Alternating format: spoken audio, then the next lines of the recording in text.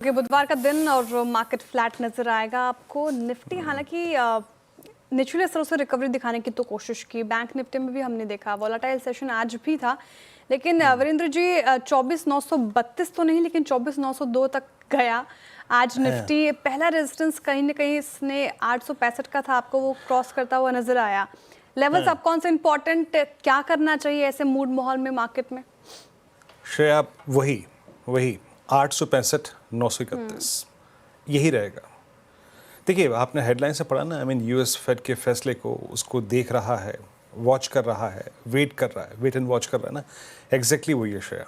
देखिए श्रेया, कल भी मैंने यही कहा था कि मेरा ठहराव का लेवल, यानी बाजार को अगर दूसरे फेज में, स्ट्रॉन्ग फेज में जाना है तो आपको ये पार करना पड़ेगा। क्या है यहाँ पे है कॉल्स का कंसंट्रेशन। क्या है यहाँ पर आपका डॉट 935 पर 50 डे एक्सपोनेंशियल एवरेज है। शायद जब कल हमने 100 डे से पुल बैक लिया तो हमारी टेस्ट ऑफ स्ट्रेंथ, हमारे ऊपर जाने के क्रम में जो पहला रुकाव था वो था 900 का कॉल राइटर, दूसरा रुकाव था 50 डे एक्सपोनेंशियल एवरेज। अभी हम उसको पार नहीं कर पा रहे हैं। बट श्रेया, आज सुबह सुबह अपनी कमेंट्री मैंने दो बातें कही थी। मैं सनराइज करूंगा टिल द टाइम RS1 नहीं कट रहा है। जब जब RS बन जाएगा वहां पे सेल करूंगा, और मैं शायद बाय का इच्छुक होऊंगा क्लोजर टू बेस 1, लेकिन बेस 1 नहीं आया। श्रेया, आज खुलते ही साथ बाजार, मतलब 9:20 से एक चीज हो रही थी जो कि मैंने 9:20 पे ही पॉइंट आउट की, और वो ये कि इस इवेंट और इस एक्सपायरी से पहले ऑप्शन राइटर्स इस दिन का मजा भरपूर लेना चाहते हैं। स्ट्राइक्स लिखाइए जरा प्लीज। व्यूअर्स को 24,800 की कॉल का आउटस्टैंडिंग वाई दिखाइए, व्यूअर्स को 24,900 की कॉल का आउटस्टैंडिंग वाई दिखाइए। शायद इन दोनों स्ट्राइक्स का आउटस्टैंडिंग वाई देखिए। एग्जैक्टली 9:15 से इस ऑप्शन राइटर ने ग्रैब करना शुरू कर दिया था। 24,900 पे 1 करोड़ कॉल बिकी, और मैं आपको बताऊं 9:25 पर इस पे कॉल बिकी थी 23 लाख, यानी 9:25 से लेकर 2:03 तक 75 लाख कॉल और बिकी। And same is the case with that 24,800 put. 83 lakh put बिकी। आउटस्टैंडिंग वाई 1 करोड़ 72 लाख, यानी कल के पुलबैक के बाद थोड़ा बेस आपका शिफ्ट होके ऊपर आ गया है। अब वो बेस है 24,750, 24,700, क्योंकि पुट राइटिंग वहां पे और 800 पे काफ़ी स्ट्रांग हो रही है। और आपका रेजिस्टेंस है श्रेया वही 24,900, 24,935। तो मेरे ख्याल से मेरे पास बहुत कुछ इस वक्त इंडेक्स पे कहने के लिए है नहीं। इट सीम्स इस सेशन का लुफ्त ऑप्शन राइटर उठा रहा है, जिसने ये जोड़ा बेचा हुआ है, ये फिर एटलीस्ट 100 पॉइंट्स की स्ट्रेंगल बेची हुई है, कॉल और पुट दोनों बेची हुई है। Clear breakout out of this range शायद वो तभी होगा जब आप 935 के जोन को काट देंगे, फिर रेजिस्टेंस की प्लेट लेके आइएगा। फिर कह रहा हूं, इन दैट केस अगर आप 935 के ऊपर ट्रेवल करते हैं तो ये बहुत स्ट्रॉन्ग चांसेस है कि आप 25,050, और आपका याद रखिएगा 25,050 पे क्या है, बार बार मैं कह रहा हूँ, वो है आपका 20 डे मा, वहाँ तक 25,119 तक जाने के पोटेंशियल हैं।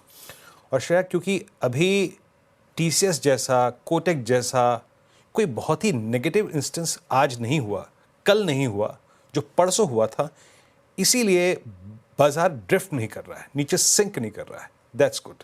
बट ब्रेकआउट अगर आना है, एक क्लियर अगर आप ट्रेड करना चाहते हैं Shreya, it's only about 24,935 Shreya. बिल्कुल, तो निफ्टी के लिए इंपॉर्टेंट लेवल 24,935 का होगा, वो ब्रीच करता है तब स्ट्रेंथ आती हुई नजर आएगी। फिलहाल एक रेंज में बाजार। बैंक निफ्टी पे क्या रणनीति, बैंक निफ्टी के कंपैरिजन में कैसा लग रहा है आपको? यहाँ पे कौन से लेवल्स इंपॉर्टेंट? ये भी फ्लैट कारोबार करता रहा हुआ 56,218 के लेवल पर दिख रहा है। बिल्कुल शायद, देखिए इसने कल 50 डेमा को होल्ड किया 56,000 पे, जैसे कि हम बात भी कर रहे थे कि कल रहमो करम हमारे पास था इस चीज़ का भी कि बैंक निफ्टी फर्दर सिंक नहीं हो रहा है, आप 56,000 को नहीं तोड़ रहे हैं। बट कल एक बड़ी इंटरेस्टिंग चीज़ थी शायद, जब हमने डेटा को डाउनलोड किया सुबह सुबह, मैं मॉर्निंग कॉल में और मुनाफे की तैयारी बता रहा था, 56,500 का कॉल राइटर बड़े कन्विक्शन के साथ, डायरेक्टर साहब सुबह का पिरामिड हो तो दिखाइएगा।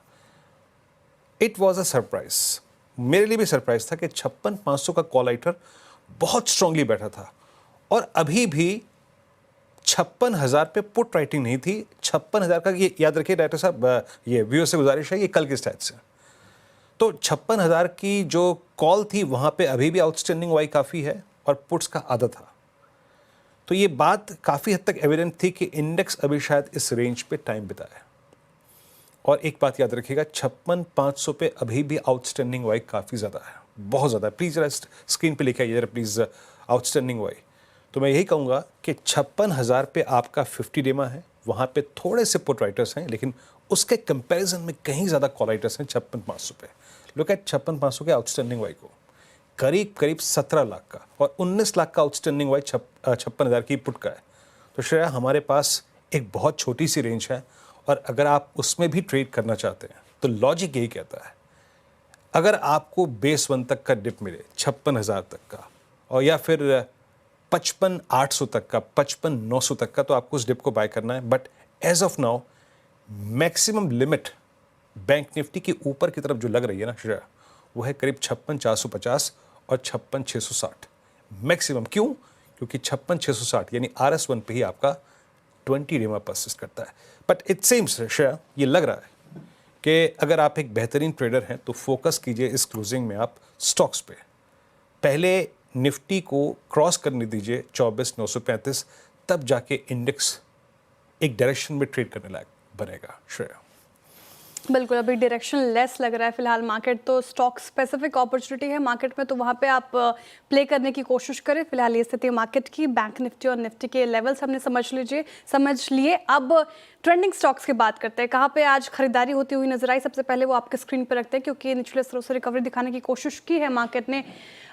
LNT नतीजे काफ़ी शानदार, ब्रोकरेजेस बुलिश, 4,000 से ज़्यादा के टारगेट दिए हैं, तो यहाँ पे खरीदारी होती हुई नजर आई। 5.5% के करीब LNT आज के सत्र में दौड़ा। NTPC रिजल्ट होते हैं वाव नहीं थे, लेकिन ब्रोकरेजेस को लंबी अवधि के लिए काफ़ी पसंद आई। स्ट्रॉन्ग कमेंट्री उनकी तरफ से NTPC के सेंटिमेंट को कहीं ना कहीं सुधारा। 2% करीब यहाँ पे तेजी। भारतीय एयरटेल सपोर्ट करता हुआ नजर आया मार्केट को, करीब 1% की तेजी यहाँ पर।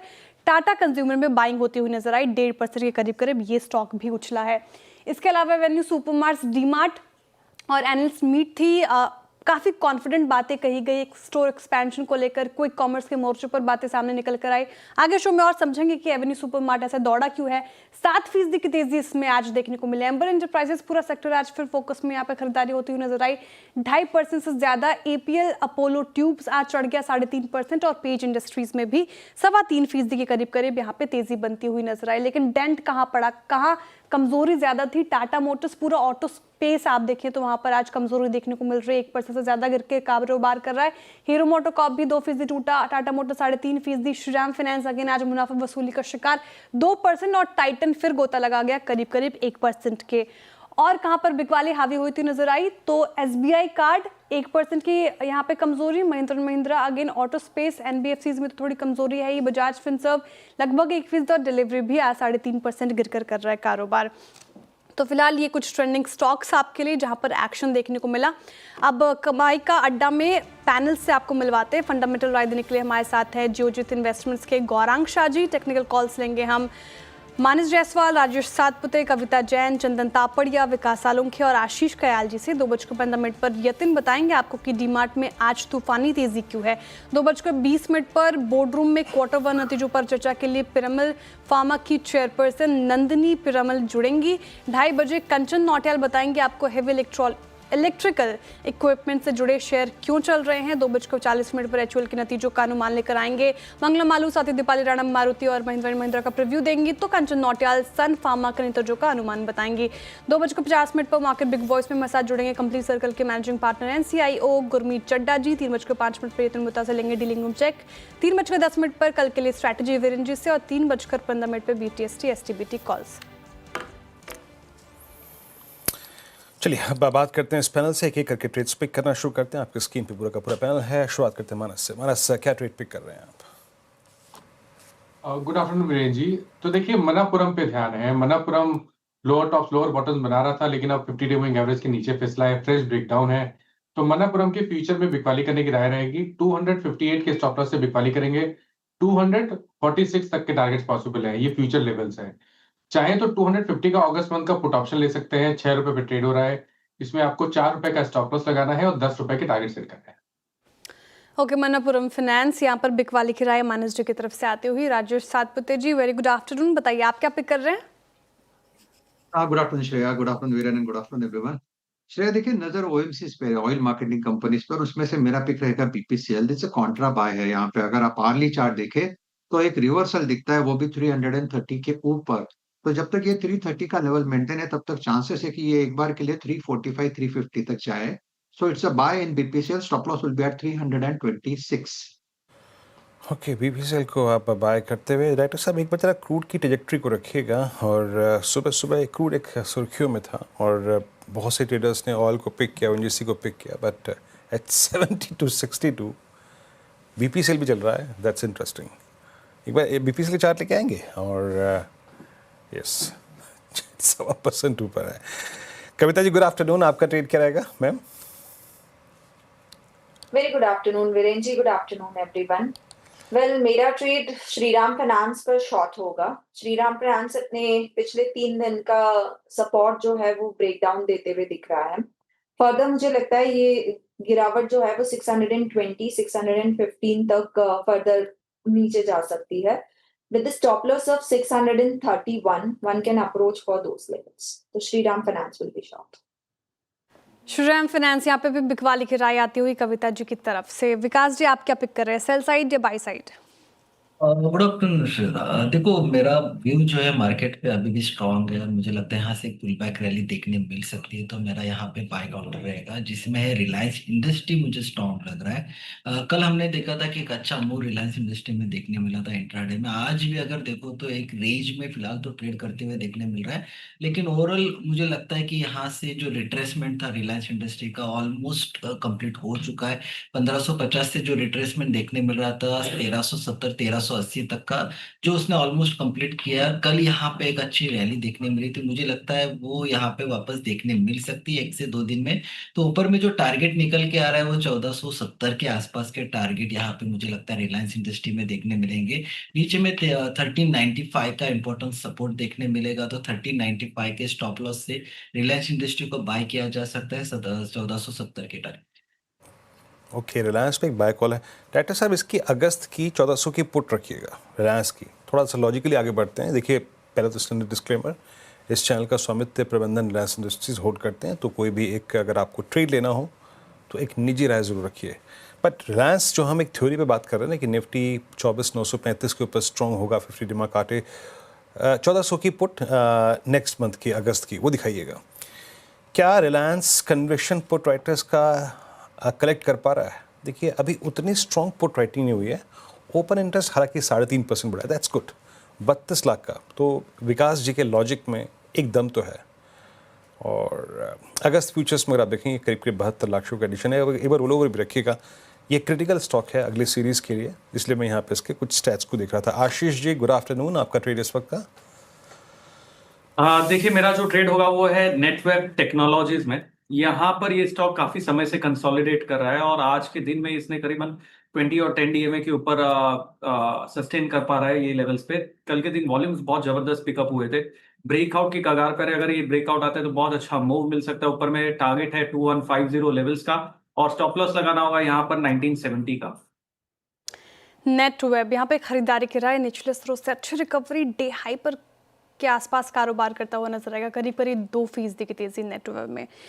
टेक्निकल कॉल्स हो गए पूरे, एक एक करके आपके सामने रख देती हूँ। मानस जी ने पिक किया मनपुरम फाइनेंस, यहाँ पे बिकवाली की राय उनकी तरफ से आती हुई, टारगेट 246, स्टॉप लॉस आपको 258 का मेंटेन करके चलना है। राजेश सातपुती जी कह रहे हैं इनको बीपीसीएल अच्छा लग रहा है, फ्यूचर्स में खरीदारी की राय। 335 से 350 तक के टारगेट एक्सपेक्टेड है और 326 का आपको लगाना है स्टॉप लॉस।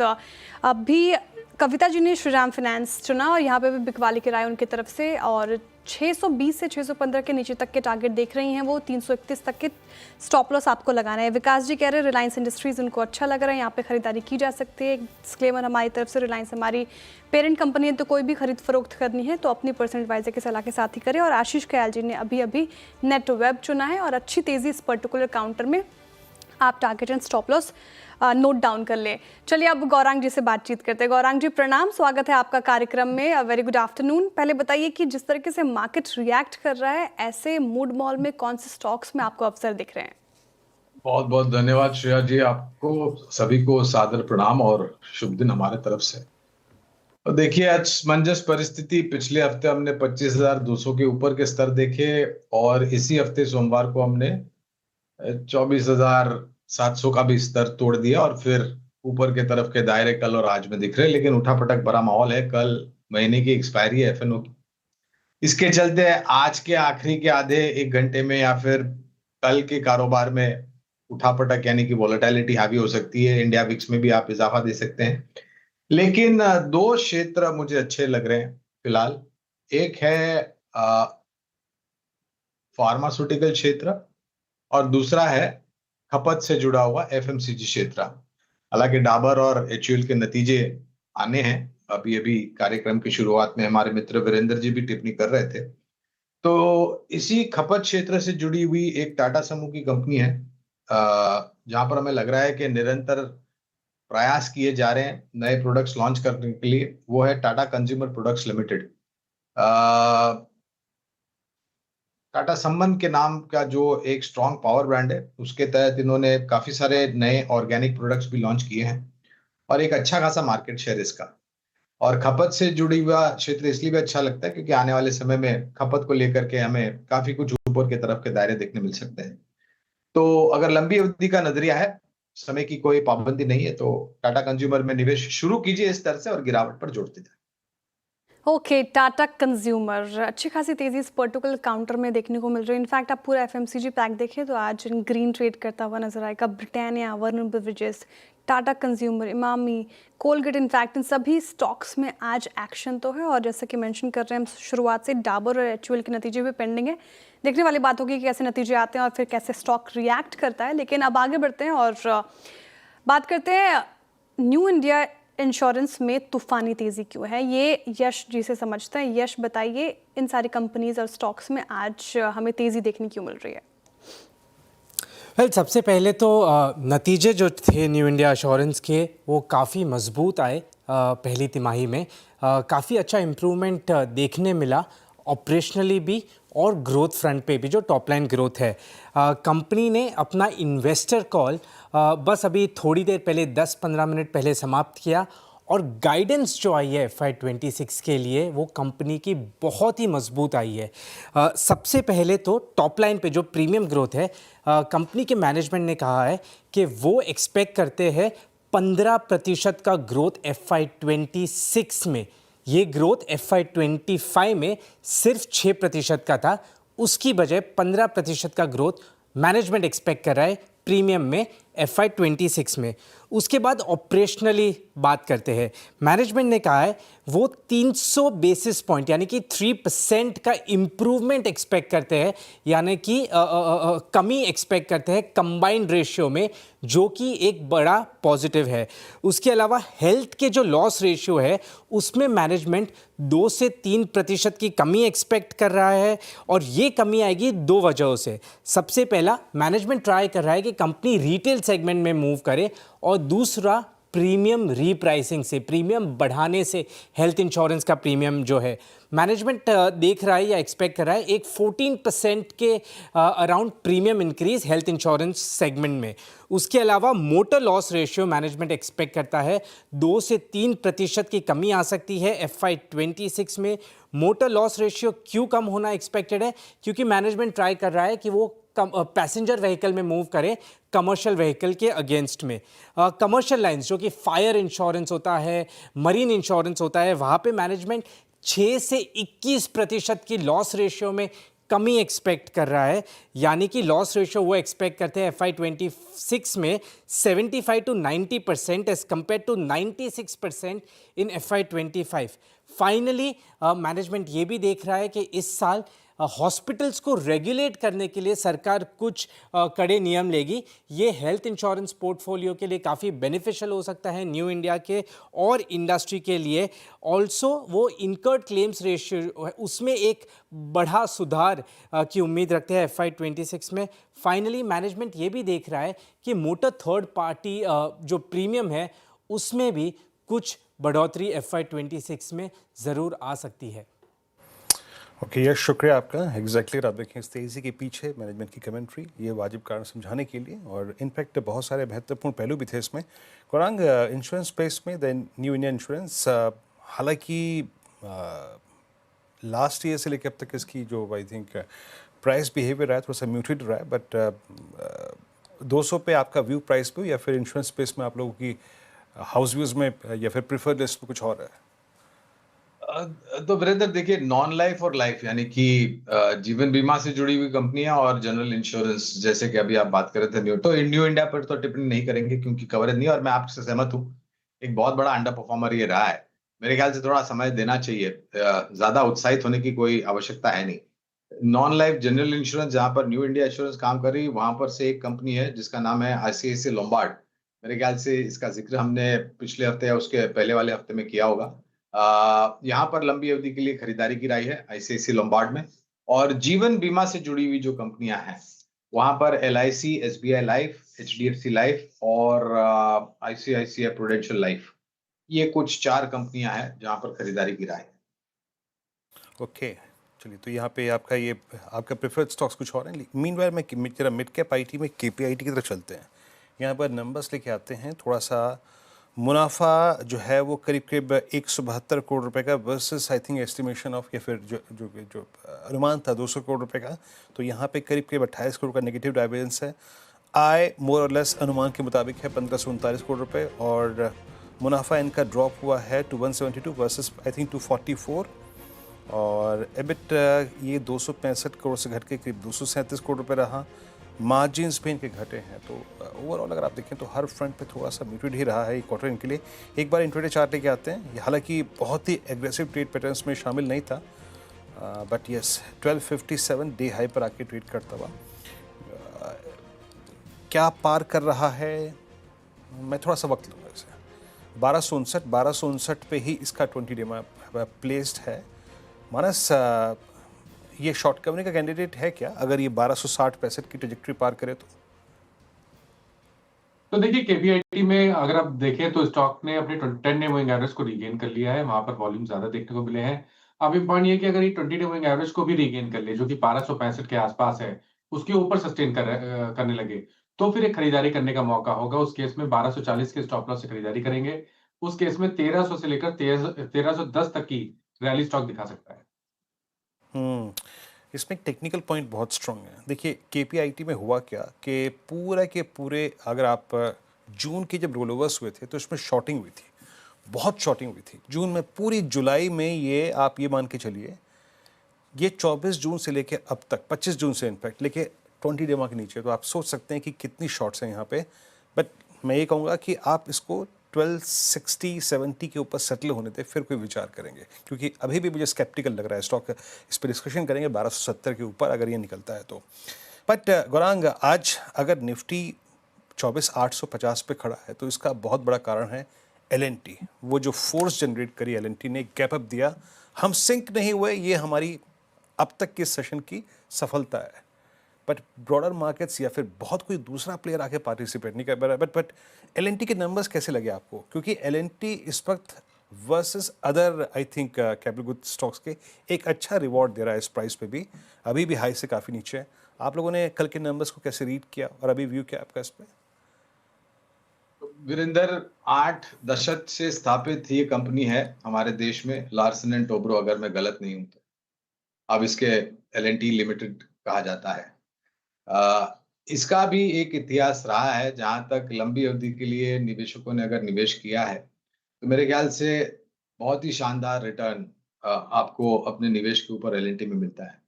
और मुझे तो ये भी ना याद नहीं, काफी लंबे समय से निरंतर हमारी निवेश की राय एलएनटी में बरकरार है, आज के तारीख में भी है और भविष्य में भी रहेगी।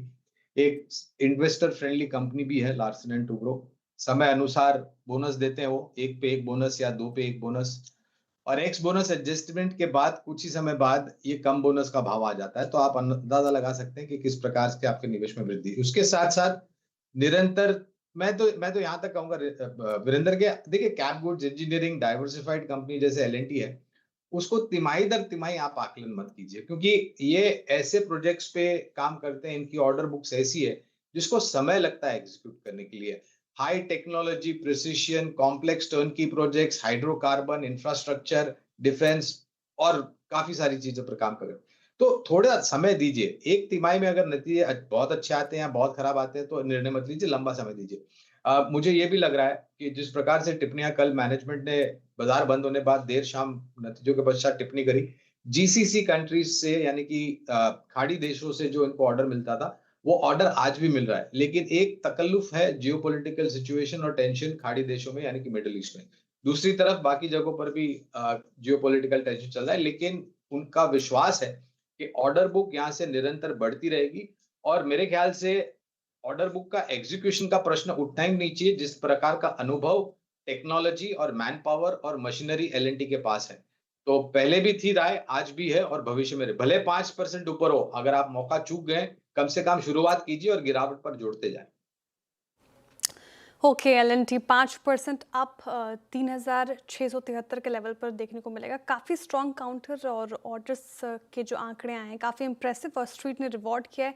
इनफैक्ट ब्रोकरेजेस भी बुलिश हैं, तो आप और गिरावट में इसको खरीदारी कर सकते हैं। ये राय फिलहाल गौरांग जी की तरफ से आ रही है एल&टी पर। एक और स्टॉक रखते हैं आपके स्क्रीन पर, डीमार्ट टॉप गेनर्स में शामिल है। वायदा की और शानदार रैली इस पर्टिकुलर काउंटर में आपको देखने को मिलेगी। 6% की तेज़ी के साथ कारोबार कर रहा है एवेन्यू सुपरमार्ट, इनफैक्ट 7% के करीब करीब।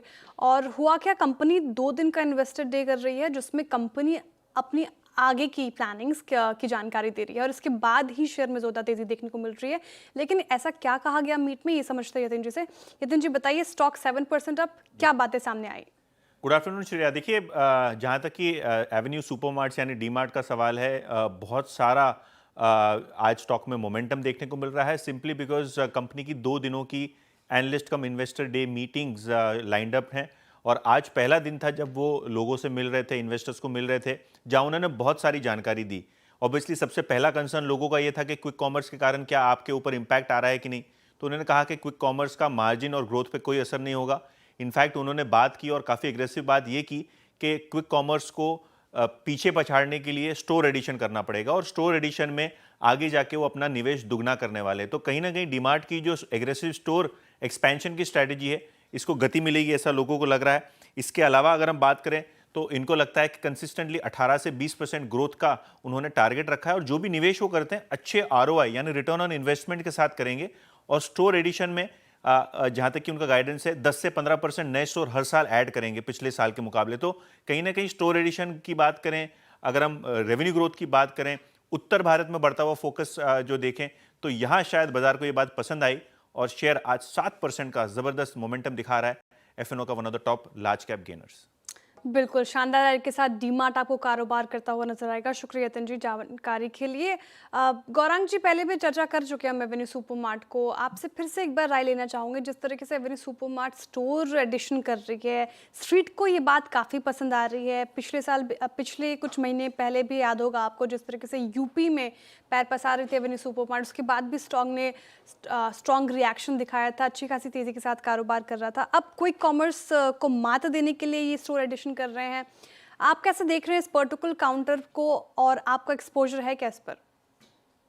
देखिए श्रेया जी, एक छोटा सा डिस्क्लोजर देना अनिवार्य हुआ। इसके पहले मैं भूल गया था कार्यक्रम की शुरुआत में कि जो भी निवेश लायक रणनीति आपके समक्ष इस कार्यक्रम में रखेंगे, ये हमारे फंडामेंटल रिसर्च टीम की तरफ से, इसमें हमारी कंपनी जियोजित या मेरा कोई निजी निवेश नहीं है, ना ही कोई वित्तीय लाभ हमें मिल रहा है और ना ही किसी प्रकार का कॉन्फ्लिक्ट ऑफ इंटरेस्ट। लेकिन इसी स्तर पर राय हमारे क्लाइंट्स को देते हैं, हो सकता है उनका निवेश हो।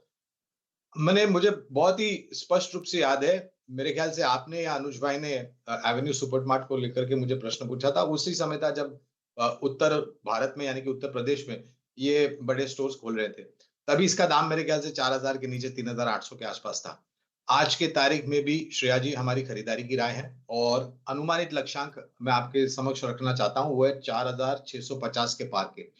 जो नए स्टोर्स एडिशन करने की बात की है वो टायर 2 टायर 3 में होंगे जहां पर ये मौजूद नहीं है, जिससे इनको और बड़ा मार्केट शेयर मिलेगा और एक अच्छा बड़ा सब्सक्राइबर बेस मिलेगा। बड़े शहरों में जहां पर इनकी मौजूदगी है वो अपनी मौजूदगी और मजबूत बना रहे हैं नए स्टोर्स खोल के। जहां तक प्रश्न है ब्लिंकिट और इंस्टा या फिर क्विक कॉमर्स प्लेटफॉर्म्स को प्रतिस्पर्धा के लिए करके, तो ये मेरे ख्याल से अपने आप में कामकाज कर रहे हैं और उस स्तर पर भी मेरे ख्याल से आ जाएंगे आने वाले कुछ समय में, क्योंकि ये निवेश कर रहे हैं और नए प्लेटफॉर्म की ये लॉन्च हो रहे हैं बाजार में, जहां पर आपको जल्द से जल्द अगर आप सामान ऑर्डर करते हैं तो आपके घर तक वो पहुंच जाएगा। तो मुझे कोई संकोच नहीं होगा ये कहने के लिए कि पहले तो खरीदारी है तो बने रहे, नहीं है तो कर सकते हैं। जो लक्ष्य मैंने बताए ये अनुमानित है। अगर नतीजों सुधरते हैं, जो भी कारोबार की रणनीति नई ज़मीनी स्तर पर लागू करेंगे, तो इस लक्ष्यांक में परिवर्तन होगा। ओके 4,650 तक के इसके ऊपर के टारगेट गौरांग जी देख रहे हैं। काउंटर स्ट्रांग है और अच्छी खासी तेजी के साथ कारोबार कर रहा है आज के सेशन में भी, और 6 महीने में भी देखें तो स्टॉक ने ज़बरदस्त रिटर्न दिए। 20% से ज़्यादा का रिटर्न पिछले 6 महीने में एवेन्यू सुपरमार्ट ने अपने निवेशकों को दिया है। राजेश सातपुते जी, एवेन्यू सुपरमार्ट इन स्तरों पर कैसा लग रहा है? फ्रेश बाइंग की सलाह है क्या इन लेवल्स पर, या फिर थोड़ा वेट करें? अभी चार्ट्स क्या इंडिकेट कर रहे हैं? श्रेया देखिए, चार्टिकली तो लगता है चार्ट अच्छा है, लेकिन द थिंग इज दैट कि एक ही सत्र में इतना अच्छा आप मूव कह सकते हैं, एक स्ट्रॉन्ग कैंडलस्टिक यहाँ पे बना है, तो वो भी न्यूज बेस्ड। तो कभी कभी ऐसा होता है कि Shreya it's better to wait. एक बार थोड़ा कूल ऑफ होगा, मुझे लगता है ये 4104 150 तक का कूल ऑफ यहाँ पे होगा, तब जाके यहाँ पे निवेश करें। एट दिस लेवल यहाँ पे रिस्क बहुत ज्यादा है। I would like to wait for a dip. जैसे मैंने कहा 4150 से लेके 4000 का, अगर 4150 से लेके 4100 का डिप अगर आता है तो डेफिनेटली निवेश कर सकते हैं। देखिए श्रेया, इसका जो टारगेट बन रहा है, वैसे मैं अगर वीकली चार्ट देखूं तो इसका इमीडिएट टारगेट बनता है करीबन 4400 से लेके 4450 का। तो यहाँ से भी मोमेंटम आ सकता है, but the thing is overbought है। One needs to be little careful in the market like this. पर बात 4287 पे और अच्छा मूव। एक बार इसका अगर मैं थोड़ा सा मैं चार्ट देख रहा था, ये इस वक्त अपनी 3 अप्रैल से लेकर अब तक की पूरी जो वोलेटिलिटी जोन है उसको क्रॉस करता हुआ हुंडई मोटर्स। चलिए जनाब इसके नंबर्स को देख लेते हैं। यहाँ पर नंबर आ चुके हैं और आय करीब करीब 17,344 करोड़ रुपए। टॉप लाइन के फ्रंट पे आई थिंक इससे पॉजिटिव डाइवर्जेंस 16,413 करोड़ रुपए से बढ़कर, और मुनाफा करीब करीब 1490 करोड़ रुपए का 1370 करोड़ से बढ़कर है। तो और मुनाफा 152 करोड़ नहीं, ये डिजिट किसी और की थी, और ये हुंडई मोटर्स के क्यू नंबर्स हैं। एक बार हुंडई मोटर लेके आइए। याद रखिएगा इस पिछले 3 महीने की इसकी प्राइस परफॉर्मेंस अच्छी थी, फिर थोड़ा सा रिट्रेस भी हुआ, और अभी आपकी स्क्रीन पे हुंडई लगभग 2080 पे। कुछ और डिजिट्स आएंगे तो मैं इस पे आऊँगा, फोकस करूँगा, बट यहाँ पे जो प्रॉफिट की फिगर है वो करीब करीब 1339 करोड़ रुपए की, 16,413 करोड़ रुपए का यहाँ पे टॉप लाइन। खैर अब निकलते हैं इससे, और कोई बड़ा स्पाइक नहीं है as of now as per this figures. चलते हैं अब चार का ये जो टॉप कैश कॉल्स है उसको ले लेते हैं पहले। यहाँ पर विकास जी, आशीष जी और साथ ही साथ राजेश सतपुते जी, ये 3 ट्रेड्स बताएंगे। राजेश जी क्या पिक कर रहे हैं आप आज की कैश कॉल्स में? ये थोड़ा ट्रिकी है to be very frank with you, इतना बहुत क्लैरिटी कमी है, लेकिन फिर भी देखिए आरसीएफ का चार्ट मुझे थोड़ा वन नॉच थोड़ा बेटर लग रहा है। हालांकि ऊपरी लेवल से ये हल्का हुआ है, लेकिन आर्ली चार्ट पे और 15 मिनट्स पे मैं थोड़ा सा यहाँ पे मोमेंटम प्ले करने की कोशिश करूंगा। तो RCF at a level of 154, it's a buy. Stop loss वह रहेगा 152 का।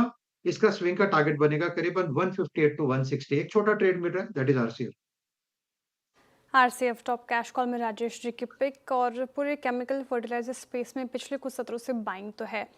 विकास जी आप क्या पिक करें? टॉप कैश कॉल क्या होगा आपका? देखो मेरा टॉप कैश कॉल रहेगा नवीन फ्लोरोकेम।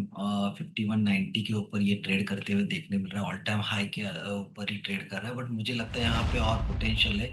5400 के टारगेट यहाँ पे इंटैक्ट है, तो मुझे लगता है यहाँ पे बाय किया जा सकता है। नीचे में जो इम्पोर्टेंट सपोर्ट देखने मिलेगा वो 5060 का। 3 ट्रेडिंग सेशन में हमने देखा है कि इसी रेंज से पुल बैक रैली देखने मिल रही है, तो मुझे लगता है ये नई हाई करते जाएगा। ऊपर में 5400 के टारगेट देखने मिल सकते हैं, 5060 के स्टॉप लॉस। ओके नवीन फ्लोरिन 5193 पे आपका ये बाय कॉल है। आशीष जी आप क्या पिक करेंगे टॉप कैश कॉल्स में? देखिए मेरा जो कॉल होगा वो है कैपलिन पॉइंट लेबोरेटरीज में। यहाँ पर काफी समय से कंसोलिडेशन चल रहा था स्टॉक के अंदर, और आज के दिन में ये ब्रेकआउट देते हुए नजर आ रहा है। वॉल्यूम्स भी पिकअप कर रहे हैं, और ओवरऑल गुंजाइश है थर्ड वेव की शुरुआत हो, जो कि काफी स्ट्रांग होता है। तो कैपलिन पॉइंट पे लॉन्ग पोजीशंस क्रिएट की जा सकती है। टारगेट ऊपर में अगर देख सकते हैं 2260 का। स्टॉप लॉस लगाना है 2075 लेवल्स का। ओके कैपलिन पॉइंट यहाँ पे खरीदारी की राय, और टॉप कैश कॉल में अभी सारी बाई की कॉल आई है। टारगेट और स्टॉप लॉस आपने आई होप नोट डाउन किया होगा। चलिए अब आगे बढ़ते हैं और बात करते हैं हैवी इलेक्ट्रिकल इक्विपमेंट्स बनाने वाली कंपनी की। दरअसल इन शेयर में आज अच्छी खासी तेज़ी देखने को मिल रही है, लेकिन सवाल ये कि आखिर ये पूरी थीम क्यों चल रही है? डिटेल रिसर्च लेकर मेरी सहयोगी कंचन नौटियाल मौजूद है। बताइए कंचन की हैवी इलेक्ट्रिकल इक्विपमेंट शेयरों में तेजी आखिर क्यों आई है आज? जी, आज हम मॉर्निंग से ही देख रहे हैं कि यहाँ पे एक अच्छा खासा मोमेंटम जो है वो बनता हुआ दिखाई दे रहा है। एक बार मैं चार्ट आपकी स्क्रीन पे लेके आती हूँ कि किस स्टॉक में कितनी ज़्यादा हमें जो तेज़ी है वो देखने को मिल रही है। सबसे पहले बात कर लेते हैं जी वर्नोवा की, जहाँ पे एक अच्छा खासा 5% का हमें अपसाइड देखने को मिला है। सीमेंस एनर्जी की बात की जाए तो देखिए 6.25% तक ये उछाल के साथ कामकाज कर रहा है। हिताची एनर्जी में भी 6% की तेज़ी देखने को मिल रही है। इनफैक्ट सीजी पावर और BHEL में भी आज एक अपसाइड मोमेंटम जो है वो पूरे के पूरे अभी तक इंट्राडे में देखने को मिला है। इस टाइम पे अगर हम बात करें हाई वोल्टेज डायरेक्ट करंट की, तो उसकी जो डिमांड है, इस सेगमेंट में जो डिमांड है उसका अच्छा खासा जो बूस्ट है वो मिलता हुआ दिखाई दे रहा है और आगे चल के जो अपॉर्चुनिटी है वो और भी ज़्यादा खुलती हुई दिखाई दे रही है। यही नहीं बल्कि जो इनकी अगर हम कंपनीज की ऑर्डर बुक देखें तो वो भी काफ़ी ज़्यादा स्ट्रॉन्गर साइड में बनी हुई है। पाइपलाइंस काफ़ी अच्छी है इस टाइम पे। इनफैक्ट अगर वैल्यूएशन वाइज बात करी जाए तो जो वैल्यूएशन है इस टाइम पे काफ़ी ज़्यादा कूल ऑफ होते हुए दिखाई दे रहे हैं, जिसके चलते जो इन्वेस्टर ट्रेडर्स हैं उनका जो रुझान है यहाँ पे अच्छा खासा बढ़ता हुआ दिखाई दे रहा है। अब वैल्यूएशन की बात ही कर लिए तो एक बार पिक्चर में आपके सामने लेके आती हूँ कि वैल्यूएशन इस टाइम पे कहाँ पे आके खड़े हो रखे हैं। जी वर्नोवा की बात करी जाए तो इस टाइम पे ये ट्रेड कर रहा है करीब करीब 82x पर। वहीं अगर हिताची एनर्जी की बात करी जाए तो ये भी 229x पे ट्रेड कर रहा है, यानी कि अपने जो इनके हाई पी थे वहां से काफी ज्यादा कूल ऑफ हो गए हैं। इनफैक्ट लोअर लेवल पे इस टाइम पे आके ट्रेड कर रहे हैं। BHEL 161x, ABB इंडिया की बात करी जाए तो 62x और वहीं अगर बात करी जाए CG पार की तो 101x पे इस टाइम पे ट्रेड कर रहा है। यही नहीं बल्कि हमने कल देखा था कि आफ्टर मार्केट आवर जो जी वर्नोवा है उसके रिजल्ट्स आते हुए दिखाई दिए थे। देखिए रिजल्ट्स काफी शानदार थे जी वर्नोवा के, चाहे आप किसी भी फाइनेंशियल फ्रंट पे बात कर लीजिए, एक अपसाइड मोमेंटम हमें देखने को मिला था। इनफैक्ट जो मार्जिन्स है ये तो हमें 10% तक जो है साल दर साल बढ़ते हुए दिखाई दिए थे। नेट प्रॉफिट में अच्छा खासा उछाल देखने को मिला था। इबिटा ग्रोथ आप देखिए स्क्रीन पे 113% तक यहाँ पे हमें उभरती हुई दिखाई दी थी। इसके रिजल्ट्स आए थे और बाकी के जो रिजल्ट्स है उनसे भी एंटिसिपेशन लगाई जा रही है कि रिजल्ट्स हमें पॉजिटिव नोट पे ही आते हुए दिखाई देंगे, जिसके चलते एक कैचअप रैली भी हमें मार्केट में देखने को मिली है।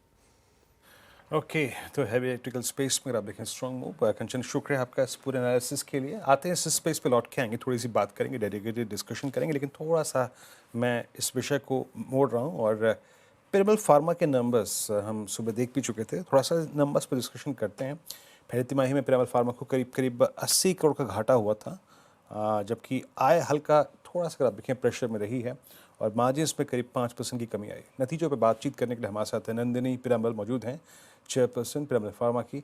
नमस्कार, कार्यक्रम में स्वागत है आपका। और मैं देख रहा हूँ कि जो आपका एबिटा मार्जिन्स है वो करीब करीब 11% से घट के करीब करीब 200 बेसिस पॉइंट रिड्यूस होकर 9% की रेंज में रहा। थोड़ा सा आगे निकट भविष्य में जो आपकी मार्जिन्स की ट्रैजेक्टरी है वो क्या रहेगी, इस पर प्रकाश डालिएगा और एक डायरेक्शन में सस्टेन कब होंगे मार्जिन्स, इस पर थोड़ा सा आपका व्यू चाहूँगा मैं। पिरामल फार्मा जो गाइडेंस दिया था पहले, single digit revenue growth, mid teens EBITDA और year on year growth in net profits, वो गाइडेंस पर हम ऑन ट्रैक हैं। जनरली हमारे बिजनेस में Q1 थोड़ा सॉफ्ट क्वार्टर होता है और फिर पिकअप होता है Q3 और Q4 में, क्योंकि that is the end of calendar year and first quarter of the calendar year for our customers. So I think overall हमने कहना चाहते हैं कि हम ऑन ट्रैक है, देखेंगे पिकअप होएंगे probably H2 में, and that we seem to be on plan for that. Okay, Q3 Q4 से हालात उतरने की संभावनाएं आप बता रही हैं नंदिनी जी, लेकिन डी स्टॉकिंग को देखते हुए इन्वेंट्री को लेकर क्या बदलाव किए जा रहे हैं, क्या प्लानिंग है यहाँ पर ताकि इस तरह के जो हालात अभी देखने को मिल रहे हैं फ्यूचर में ना दिखें? आई थिंक जो कस्टमर जनरली वो होता है कि जब ऑन पैटेंट मॉलिक्यूल करते हैं लॉन्च के लिए, वो थोड़ा एक्स्ट्रा ऑर्डर करते हैं और फिर जब देखते हैं कि नॉर्मल पैटर्न ऑफ ऑर्डरिंग फिर उसमें जाते हैं। So that is how it works, is कि यू विल ऑर्डर मोर जब भी लॉन्च होता है and then you will resume a normal pattern of ordering. And हम इसलिए हमने we are looking to grow the business besides this customer. So as I said, ये जो customer destocking के बिना हमने still mid-teens growth किया हुआ है CDMO business में, and we look forward that there'll be more balanced growth going forward. अच्छा नंदिनी जी, ये जो कमोडिटाइज जो आपका सीडीएमओ स्पेस में जो प्राइसिंग का दबाव दिख रहा है, इस पे थोड़ा सा मैं आपका व्यू चाहूँगा। आप पे एग्जैक्टली इसका क्या इम्पैक्ट है, थोड़ा सा इस प्रेशर के को समझाएंगे जरा। It is a competitive market and price is part of it, but service and technical capability and scientific capability, as well as location, I think is more important. So people come to us for things like high potent API, ADCs, sterile fill finish, as well as our ability to in regulatory and to launch new products also. Okay Nandini ji, सवाल ये कि क्या financial year 26 में capex पूरी तरह, क्योंकि हम CDMO भी डिस्कस कर रहे थे, सीडीएमओ फोकस्ड होगा या फिर आप कंज्यूमर हेल्थ केयर और हॉस्पिटल जेनरिक्स में भी निवेश करने का सोच रही हैं? यहाँ पे प्लानिंग है क्या कंपनी की? So the majority of it will be the CDMO, but we will continue to do licensing deals and R&D deals for complex hospital generics such as 505(b)(2) or differentiated products that go into the hospital channel. So एक example है ये Neoatricon का हमने launch किया है Europe में। वो है एक pediatric formulations जो babies है जो NICU में है, वो उनके लिए specially है। तो for example, so ये एक 505(b)(2) formulation है, तो things like that is what we are looking to invest in. Okay, noted. Thank you Nandini ji आज हमारे साथ जुड़ने के लिए और तमाम सवालों के जवाब देने के लिए। All the very best for upcoming quarters. Thank you so much.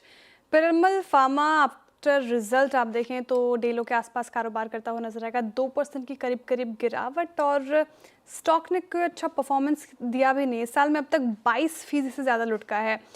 Vikas ji, Piramal pharma काफ़ी कमज़ोर लग रहा है स्टॉक, यहाँ पर क्या स्ट्रैटेजी अपनाएं? जिनके पोर्टफोलियो में है वो क्या करें? जी हाँ, जिस हिसाब से इस काउंटर ने लास्ट कुछ दिनों में एक दायरे में ट्रेड करते हुए देखने मिल रहा है, लेकिन अभी भी यहाँ पे डाउन साइड मुझे नहीं लगता है, क्योंकि ऑलमोस्ट ये साइडवेज मोमेंटम में ट्रेड करते हुए देखने मिल रहा है। जिनके पास है तो 195 का यहाँ पे इंपॉर्टेंट सपोर्ट अभी भी बन चुका है, तो मुझे लगता है होल्ड किया जा सकता है। फ्रेश पोजीशन के लिए 210 इंपॉर्टेंट रजिस्टर है, उसके ऊपर अगर एक काउंटर निकलता है तो यहाँ पे एक अप मूव देखने मिल सकता है, जो 200 डीएमए 224 के आसपास देखने मिल रहा है, उसके आसपास ही अप्रोच कर सकता है। तो फ्रेश पोजीशन के लिए मैं कहूंगा थोड़ा वेट करना चाहिए 210 का ब्रेकआउट के लिए, बट जिनके पास पोजीशन है 195 का स्टॉप लॉस लगा के होल्ड। ओके जी, इस बीच पिरामल फार्मा पे पोस्ट नंबर्स मैनेजमेंट से इंटरेक्शन हमारा और ये टेक्निकल व्यू। एक अपडेट आया था Q1 FY26 के नतीजे जारी कंपनी की M&M आज ही जारी करेगी और बोर्ड बैठक पर अभी चल रही है इस पर, और आज ही नंबर्स आएंगे। और आप स्पाइक देखिए M&M का 3237 इंट्राडे लो से क्या स्विंग क्रिएट किया, और सडनली अगर आप देखें स्टॉक जो है वो प्रिपेयर कर रहा है अपने आप को डे हाई पर ले जाने के लिए। बड़ा मूव यहाँ पे आया है। माना से एक छोटा सा एक व्यू चाहूँगा। ये प्राइस एक्शन अट्रैक्टिव लग रहा है और ये एक स्ट्रॉन्ग स्ट्रक्चर भी है, और पुल बैक भी ऐसा नहीं है कि कोई ख़राब जोन से आया। एक डिफाइंड 20 डेमा पे ओपनिंग हुई थी, डिफाइंड लो है 50 डेमा। मैं विद बिट ऑफ रिस्क और बिट ऑफ स्पेकुलेशन इन्वॉल्व्ड, सबसे अच्छी स्ट्राइक इसके अपसाइड को कैप्चर करने के लिए लग क्या रही है आपको? क्योंकि अभी भी हमारे पास पूरा मंथ पड़ा हुआ है। कोई स्ट्राइक आपको जो M&M में इम्प्रेस कर रही है इस वक्त मानस, लीस्ट रिस्क के साथ? देखिए मेरी प्रेफरेंस जी, तो देखिए प्रेफरेंस तो है कि जब 3300 रुपए के ऊपर का ब्रेकआउट M&M में देखने को मिले तभी खरीदारी करें। लेकिन क्योंकि स्टॉक करेक्ट हो चुका था, 20 डे मूविंग एवरेज पे बाइंग इंटरेस्ट देखने को मिला है आज, तो अगर एक चांस लेना हो इस उम्मीद से कि 3300 का लेवल अगर ब्रेक करेगा तो उसके बाद आपको 200 रुपए की रैली देखने को मिलेगी। तो उस मूव को अगर प्ले करना हो तो आई थिंक M&M के 3250 के कॉल ऑप्शन में खरीदारी की जा सकती है। एक स्टिक स्टॉप लॉस लगाना है 84 रुपीज का, तो 84 रुपीज का स्टॉप लॉस लगा लें। 117 रुपए के प्राइस चल रहे हैं। अगर ब्रेकआउट देखने को मिल गया तो इसमें आपको 200 रुपए तक के भाव तो देखने को जरूर मिल जाएंगे। ओके, M&M रिजल्ट आज ही आएंगे ऐसी घोषणा कर रही है कंपनी, तो सीधे सीधे देखिए आप, हो सकता है कि आज ये बात निकल कर आई सामने और स्टॉक में रिएक्शन वर्टिकल राइज देखने को मिल रहा है निचले स्तरों से। चलिए नतीजे की बात कर ही रहे हैं तो कल निफ्टी में HUL और मारुति समेत 6 कंपनियों के नतीजे आएंगे और वायदा में 10 कंपनियों के नतीजे आएंगे। और नतीजों का अनुमान बताने के लिए हमारे साथ हमारी टीम के सभी जुड़ गए, मंगलम मालो जी, दीपाली राणा जी और कंचन नौटियाल। मंगलम, पहले आपके पास आना चाहूँगी, HUL के नतीजे कैसे रह सकते हैं? स्ट्रीट क्या एक्सपेक्ट करके चल रहा है? Good afternoon to you. Good afternoon. तो सबसे पहले तो स्ट्रीट बहुत ज़्यादा कुछ इस नंबर पे एक्सपेक्ट नहीं कर रहा है, बट वो पूरे कंज्यूमर स्टेपल सेक्टर के साथ है इस बार। सबसे ज़्यादा ज़रूरी बात ये है कि वर्स्ट कंज्यूमर कंपनीज के बिहाइंड है, उनके पीछे है, और वो एक्सपेक्टेशन से हम इन नंबर्स में जाएंगे। अगर आप HUL को देखें तो 15% चल चुका है अपने 52 वीक लो से। स्ट्रीट ये सोच रहे हैं कि जो सबसे बुरा हाल है वो पीछे चला गया है, और आगे जाके जो नया लीडरशिप है HUL का 1 अगस्त से प्रिया नायर कंपनी के MD और CEO हैं, वो स्ट्रैटेजी को भी मद्देनजर रखते हुए स्ट्रीट्स इन नंबर्स को देखेगा। तो जस्ट रिपोर्टेड नंबर्स में 4% रेवेन्यू का इजाफा देख रहे हैं। 15,000 950 करोड़ के आसपास रेवेन्यू होगा। नेट प्रॉफिट थोड़ा सा नीचे होगा, लार्जली फ्लैट 2500 करोड़ के आसपास। और एबिटा जो है, मार्जिन्स भी लार्जली जो कंपनी के बताए हुए बैंड 22 से 23% के ठीक बीचों बीच 22.5% के आसपास होगा। ये जो 4% रेवेन्यू ग्रोथ है वो 3 से 4% अंडरलाइंग वॉल्यूम ग्रोथ से आएगी। और जो प्राइस इंक्रीज है वो हम टी के प्राइसेस में देखेंगे। चाय के भाव काफ़ी बढ़ चुके हैं, इस वजह से चाय का जो प्रोडक्ट्स है वो महंगे हो गए हैं, और वहाँ पे प्राइस ग्रोथ आएगा। और साबुन के भी दाम काफ़ी बढ़ गए हैं पाम ऑयल के प्राइसेस के बढ़ोतरी के कारण। तो ये दोनों चीज़ें हैं जिस वजह से प्राइस रियलाइजेशन आएगा। पर्सनल केयर में 3 से 4% का ग्रोथ, ब्यूटी और वेलनेस थोड़ा ज़्यादा तेज़ी से ग्रो कर रहा है, तो 4 से 6%, होम केयर 2 से 3%, और फूड एंड रिफ्रेशमेंट भी 2 से 3%। तो पूरा यही है कि 2 या 4% का ग्रोथ है इस क्वार्टर में। बट इस क्वार्टर के नतीजे को ना देखें, आगे कंपनी के डिमांड के प्रति क्या कमेंट्री है वो ज़्यादा ज़रूरी है, और जो नई लीडरशिप है उसका क्या नया स्ट्रैटेजी रहेगा वो काफ़ी इंपॉर्टेंट होगा HUL के लिए। जी मंगलम, शुक्रिया आपका इस पूरी बातचीत के लिए। नंबर साथ ही साथ फॉरवर्ड कमेंट्री जो है उस पर काफ़ी महत्वपूर्ण यानी प्राइस सेक्शन डिपेंड करेगा। मीनवाइल वो M&M की हम बात कर रहे थे, M&M करीब 3240 तक गया, और हम क्योंकि रिजल्ट्स पे बात करने वाले थे मारुति और M&M के, आइए दीपाली के पास चलते हैं। एग्जैक्टली M&M पे ही बात करते हैं, क्या एक्सपेक्टेशन है दीपाली इस बार? तो मेरे ख्याल से थार के रॉक्स के भी सब्सटेंशियल नंबर कंट्रीब्यूट करेंगे M&M में। बिल्कुल, थार रॉक्स के सब्सटेंशियल नंबर्स भी कंट्रीब्यूट करेंगे। और इनफैक्ट वीरू, इंपॉर्टेंट ये है जो आप अभी दोनों पहले डिस्कस भी कर रहे थे कि नंबर्स कल आने थे। महज 15-20 मिनट पहले एक्सचेंजेस को इन्फॉर्म किया M&M ने कि कुछ एग्जिजेंसीज की वजह से रिजल्ट्स को प्रीपोन किया जा रहा है।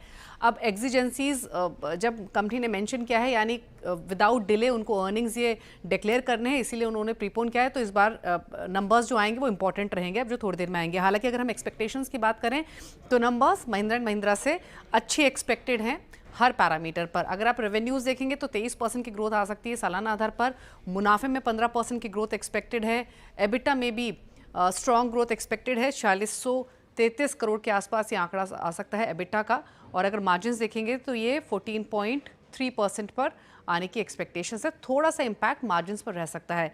अब अगर नंबर्स देखें तो थार रॉक्स के तो पूरा इम्प्लीकेशन दिखेगा ही, लेकिन EV सेल्स ने कितना कंट्रीब्यूट किया है, इनिशियल रिस्पांस क्योंकि काफ़ी अच्छा था, तो उस पर्सपेक्टिव से कमेंट्री काफ़ी इंपॉर्टेंट रहेगी। हालांकि रेवेन्यूज़ में जो तेज़ी देखने को मिलेगी क्योंकि इनका जो प्रोडक्ट मिक्स है वो काफ़ी स्ट्रॉन्ग है।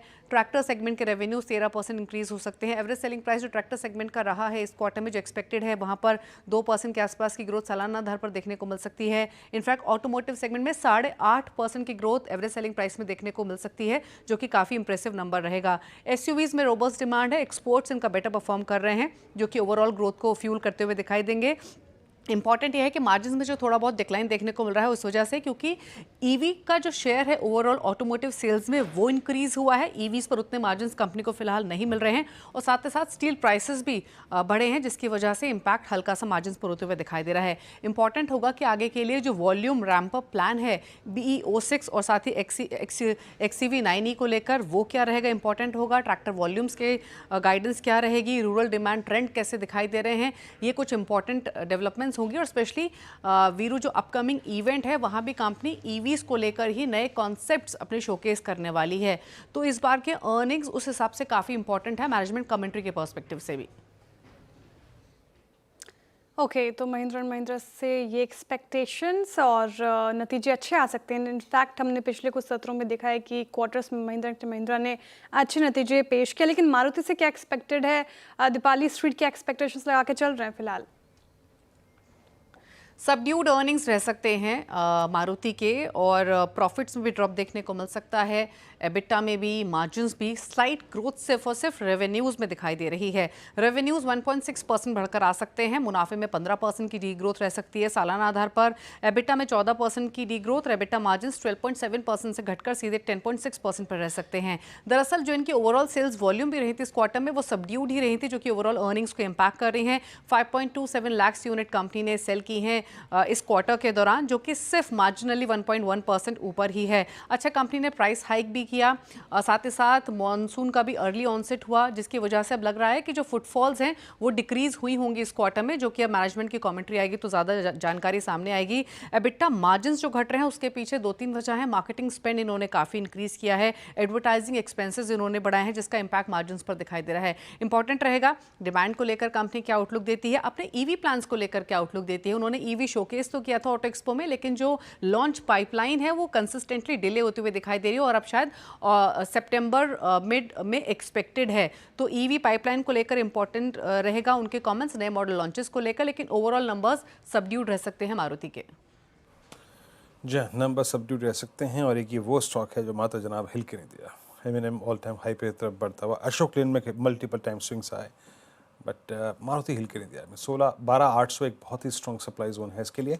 खैर, बात करते हैं कि अब एक ऐसे स्टॉक के बारे में जहाँ नंबर्स ड्यू हैं, बट चार्टी के लिए एक वजह सन फार्मा को लेकर आइए, क्या बेहतरीन तरीके से प्लेस्ड है। और सन फार्मा ये वो स्टॉक है जो आप यकीन मानिए मई मिड से शॉर्टिंग विटनेस कर रहा है, बहुत ही मतलब लोअर ट्रैजेक्टरी से प्रेस्ड है, और इसने कल सारे एवरेज के ऊपर क्लोज दिया था। नंबर्स थोड़े से अच्छे रह जाएं तो क्या कमाल कर दे स्टॉक।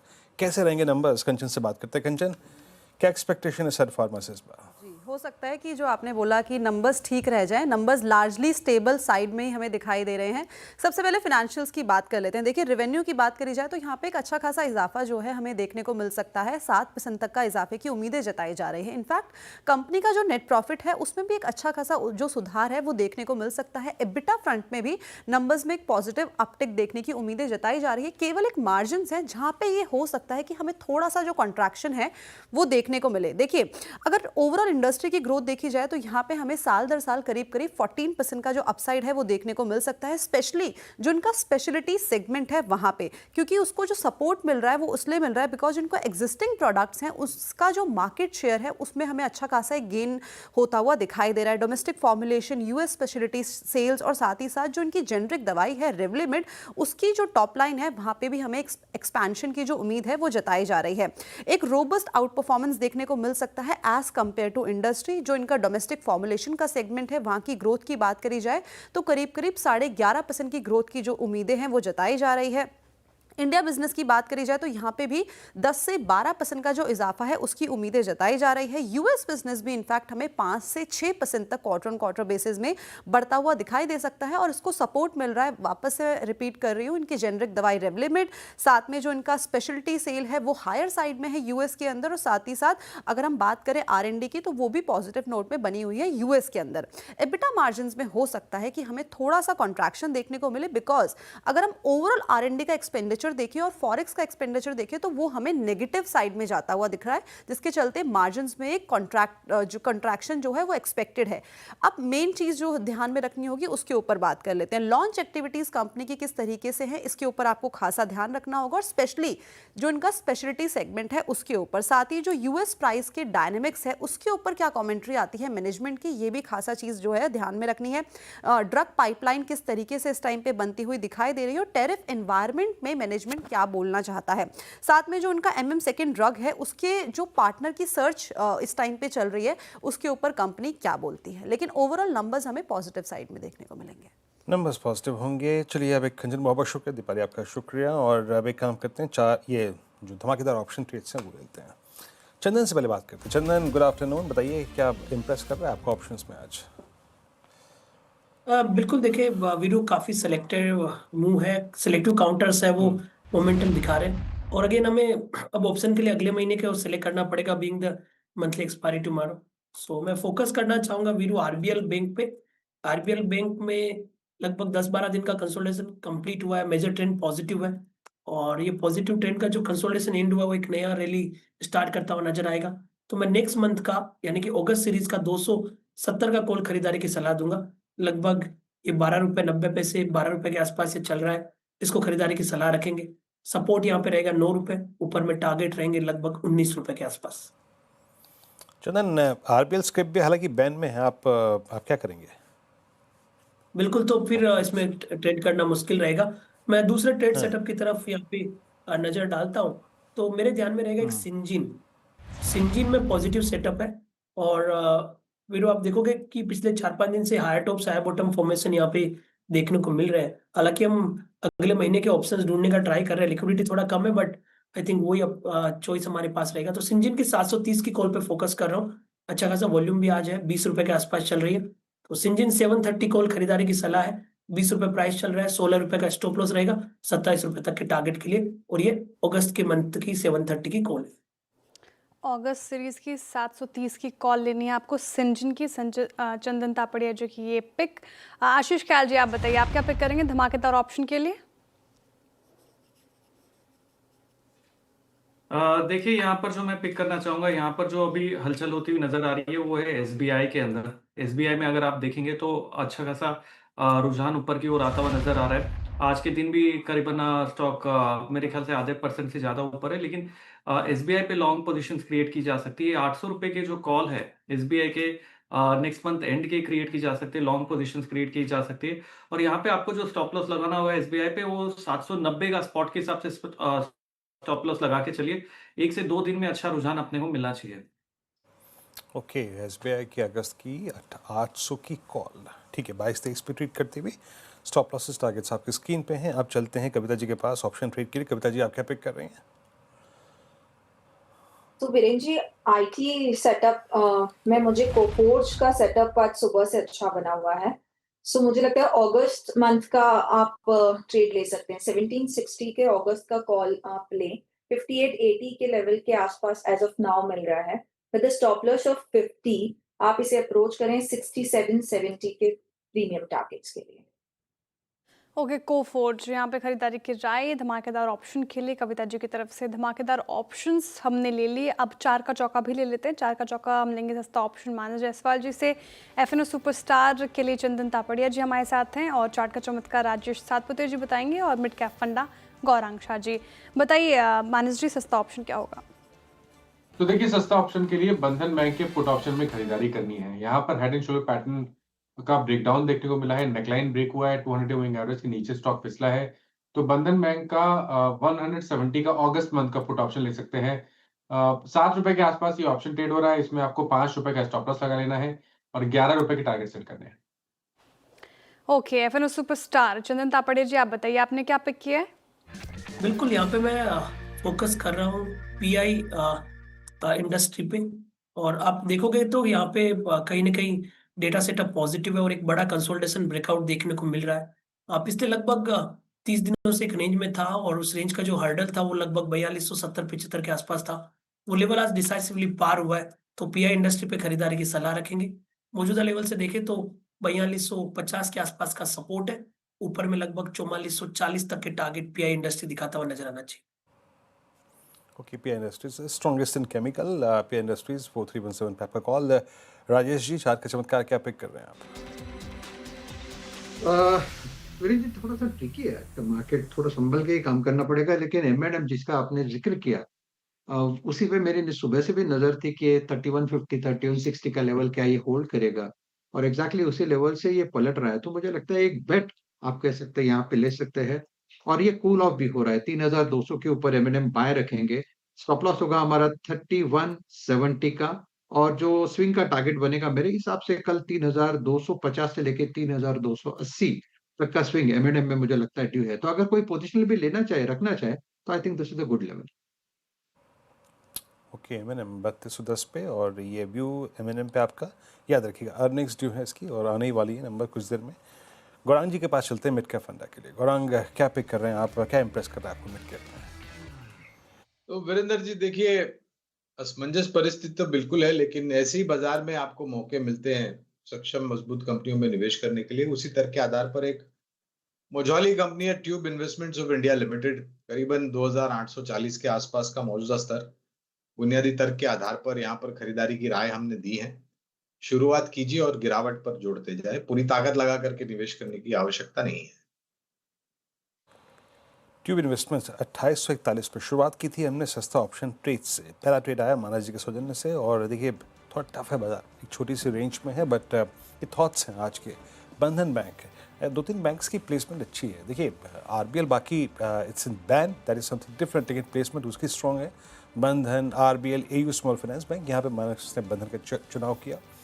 पीआई इंडस्ट्रीज चंदन जी की कॉल थी, 44-40 पे यहाँ पे एक लक्ष्य रखकर आपको आगे बढ़ना है। एमएनएम पे बिट ऑफ रिस्क इन्वॉल्व, याद रखिएगा, अर्निंग्स पर डिपेंड करेगा, बट ट्यूब इन्वेस्टमेंट्स यहाँ पर आप पार्शली इसको कंसिडर कर सकते हैं 2840 पे। निफ्टी जनाब हिल के राजी नहीं है, 24,863, और निफ्टी बैंक का भी कुछ माजरा वही है, 56,200। सुबह फर्स्ट टेक में जो ऑप्शन राइटर्स ने ग्रिप किया, पूरे दिन लुफ्त उठाया उन्होंने इस रेंज का। बाकी एक ब्रेक देते हैं, ब्रेक के बाद जब लौटेंगे तो बात करेंगे गुरमीत चड्ढा से आज के बिग मार्केट वॉइसेस की कड़ी में सीएनबीसी आवाज़ पर। एक छोटे से ब्रेक के बाद उनसे खास बातचीत।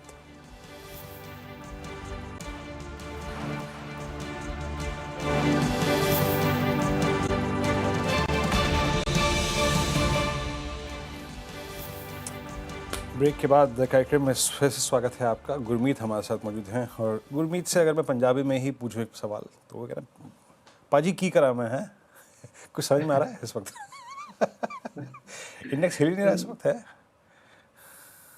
ਹੁਣ ਮਾਰਕੀਟ ਜਿਹੜਾ ਹੈ ਵੀਰੂ ਜੀ ਅਸੀਂ ਪੰਜਾਬੀ ਚ ਕਰ ਸਕਦੇ ਹਾਂ conversation but it I think बड़ी चीज़ें हो रही है इसलिए ना आई थिंक बाजार को 2-3 चीज़ें बॉदर कर रही है वीरू जी। एक तो अर्निंग्स नंबर वापस से थोड़ा सॉफ्ट लग रहा है। अभी तक भी जो नंबर आए हैं वो हालांकि एक्सपेक्टेड था Q1 का, बट जैसे कोटक का नतीजा थोड़ा अच्छा अपडेट आया Q1 का, बट नतीजों में थोड़ा हमने देखा डिसअपॉइंटमेंट थी, तो स्टॉक में 7-8-10% का करेक्शन आ गया।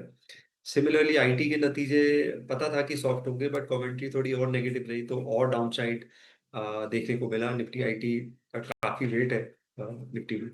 तीसरा टैरिफ रिलेटेड एक अनसर्टेनिटी बनी हुई है। पहले लग रहा था कि एक इंटरिम डील हो जाएगी जुलाई में, बट वो हो नहीं रही है। इनफैक्ट अभी थ्रेट है कि शायद ज्यादा टैरिफ लग सकता है। और फिर उसके अलावा भी फेड की मीट है आज, तो बहुत सारे इवेंट्स हैं जो जो बाजार को साइडवेज रख रहे हैं। और एफआईएस की जो बिकवाली है वो वापस से बढ़ी है पिछले 3-4 दिन में। और मैं ये कहता हूँ वीरू जी, थोड़ा सा टफ मार्केट है, और अभी जो फोकस होना चाहिए वो बहुत मार्जिन ऑफ सेफ्टी का होना चाहिए। अब जो भी इन्वेस्टमेंट कर रहे हैं, स्टॉक पिकिंग कर रहे हैं, अगर अर्निंग अच्छा नहीं है तो आपको आपको बहुत डिसअपॉइंटमेंट हो सकता है। अब देखिए एल&टी का अच्छा नतीजा आया, कुछ बैंक्स के अच्छे नतीजे आए, हमने देखा कुछ और कंपनीज के अच्छे नतीजे आए। मार्केट ने अच्छा रिवॉर्ड किया, जहां नतीजे खराब आए वहां मार्केट पनिश कर रहा है। तो अर्निंग ग्रोथ पे एंकर रहिए और ओवर पे मत करिए, और थोड़ा सा बैलेंस बना के चलिए। अभी अगर आप प्रिजर्व करेंगे कैपिटल को तो आगे बहुत मौके बनेंगे पैसे बनाने। ओके, गुड आफ्टरनून गुरमीत जी, श्रेया बात कर रही हूँ। तो एफआईज की ओर से बिकवाली अर्निंग्स पिक्चर कहीं ना कहीं हावी पड़ रही है मार्केट पे, लेकिन अर्निंग्स की तस्वीर अब क्या बयां कर रही है? कौन से सेक्टर्स, हालांकि आपने कुछ स्टॉक्स के जिक्र किए भी जहाँ पे अर्निंग्स अच्छी रही और स्टॉक ने अच्छा परफॉर्म किया, लेकिन सेक्टर स्पेसिफिक मैं पूछूँ तो कहाँ पे थोड़ी ज़्यादा बेटर अपॉर्चुनिटी लग रही है जहाँ पर हाथ लगाए जा सकते हैं अभी फिलहाल? तो एल&टी के नतीजों में एक चीज अच्छी थी कि ऑर्डर बढ़ते जा रहे हैं, और जो अगर आप मिक्स भी देखेंगे गवर्नमेंट और प्राइवेट का, तो 75-25 है। ऐसा नहीं है कि सारे ऑर्डर गवर्नमेंट के ही हैं।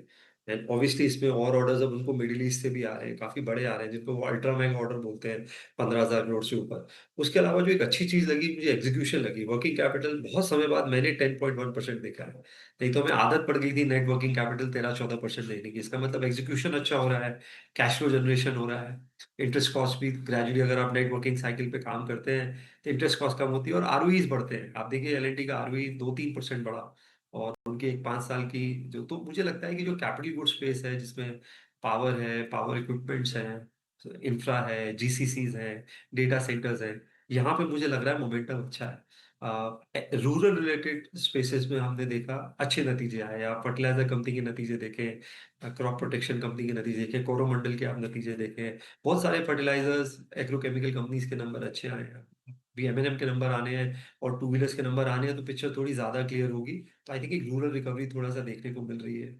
सिमिलरली हमने थोड़ा सा लंपीनेस देखी डिफेंस में, स्टॉक्स भागे बट शायद ऑर्डर बुक वैसे मैचअप नहीं कर रही है जैसे जैसे स्टॉक भागे, तो वहां थोड़ा करेक्शन देखने को मिला है, बट ओवरऑल मोमेंटम अच्छा है।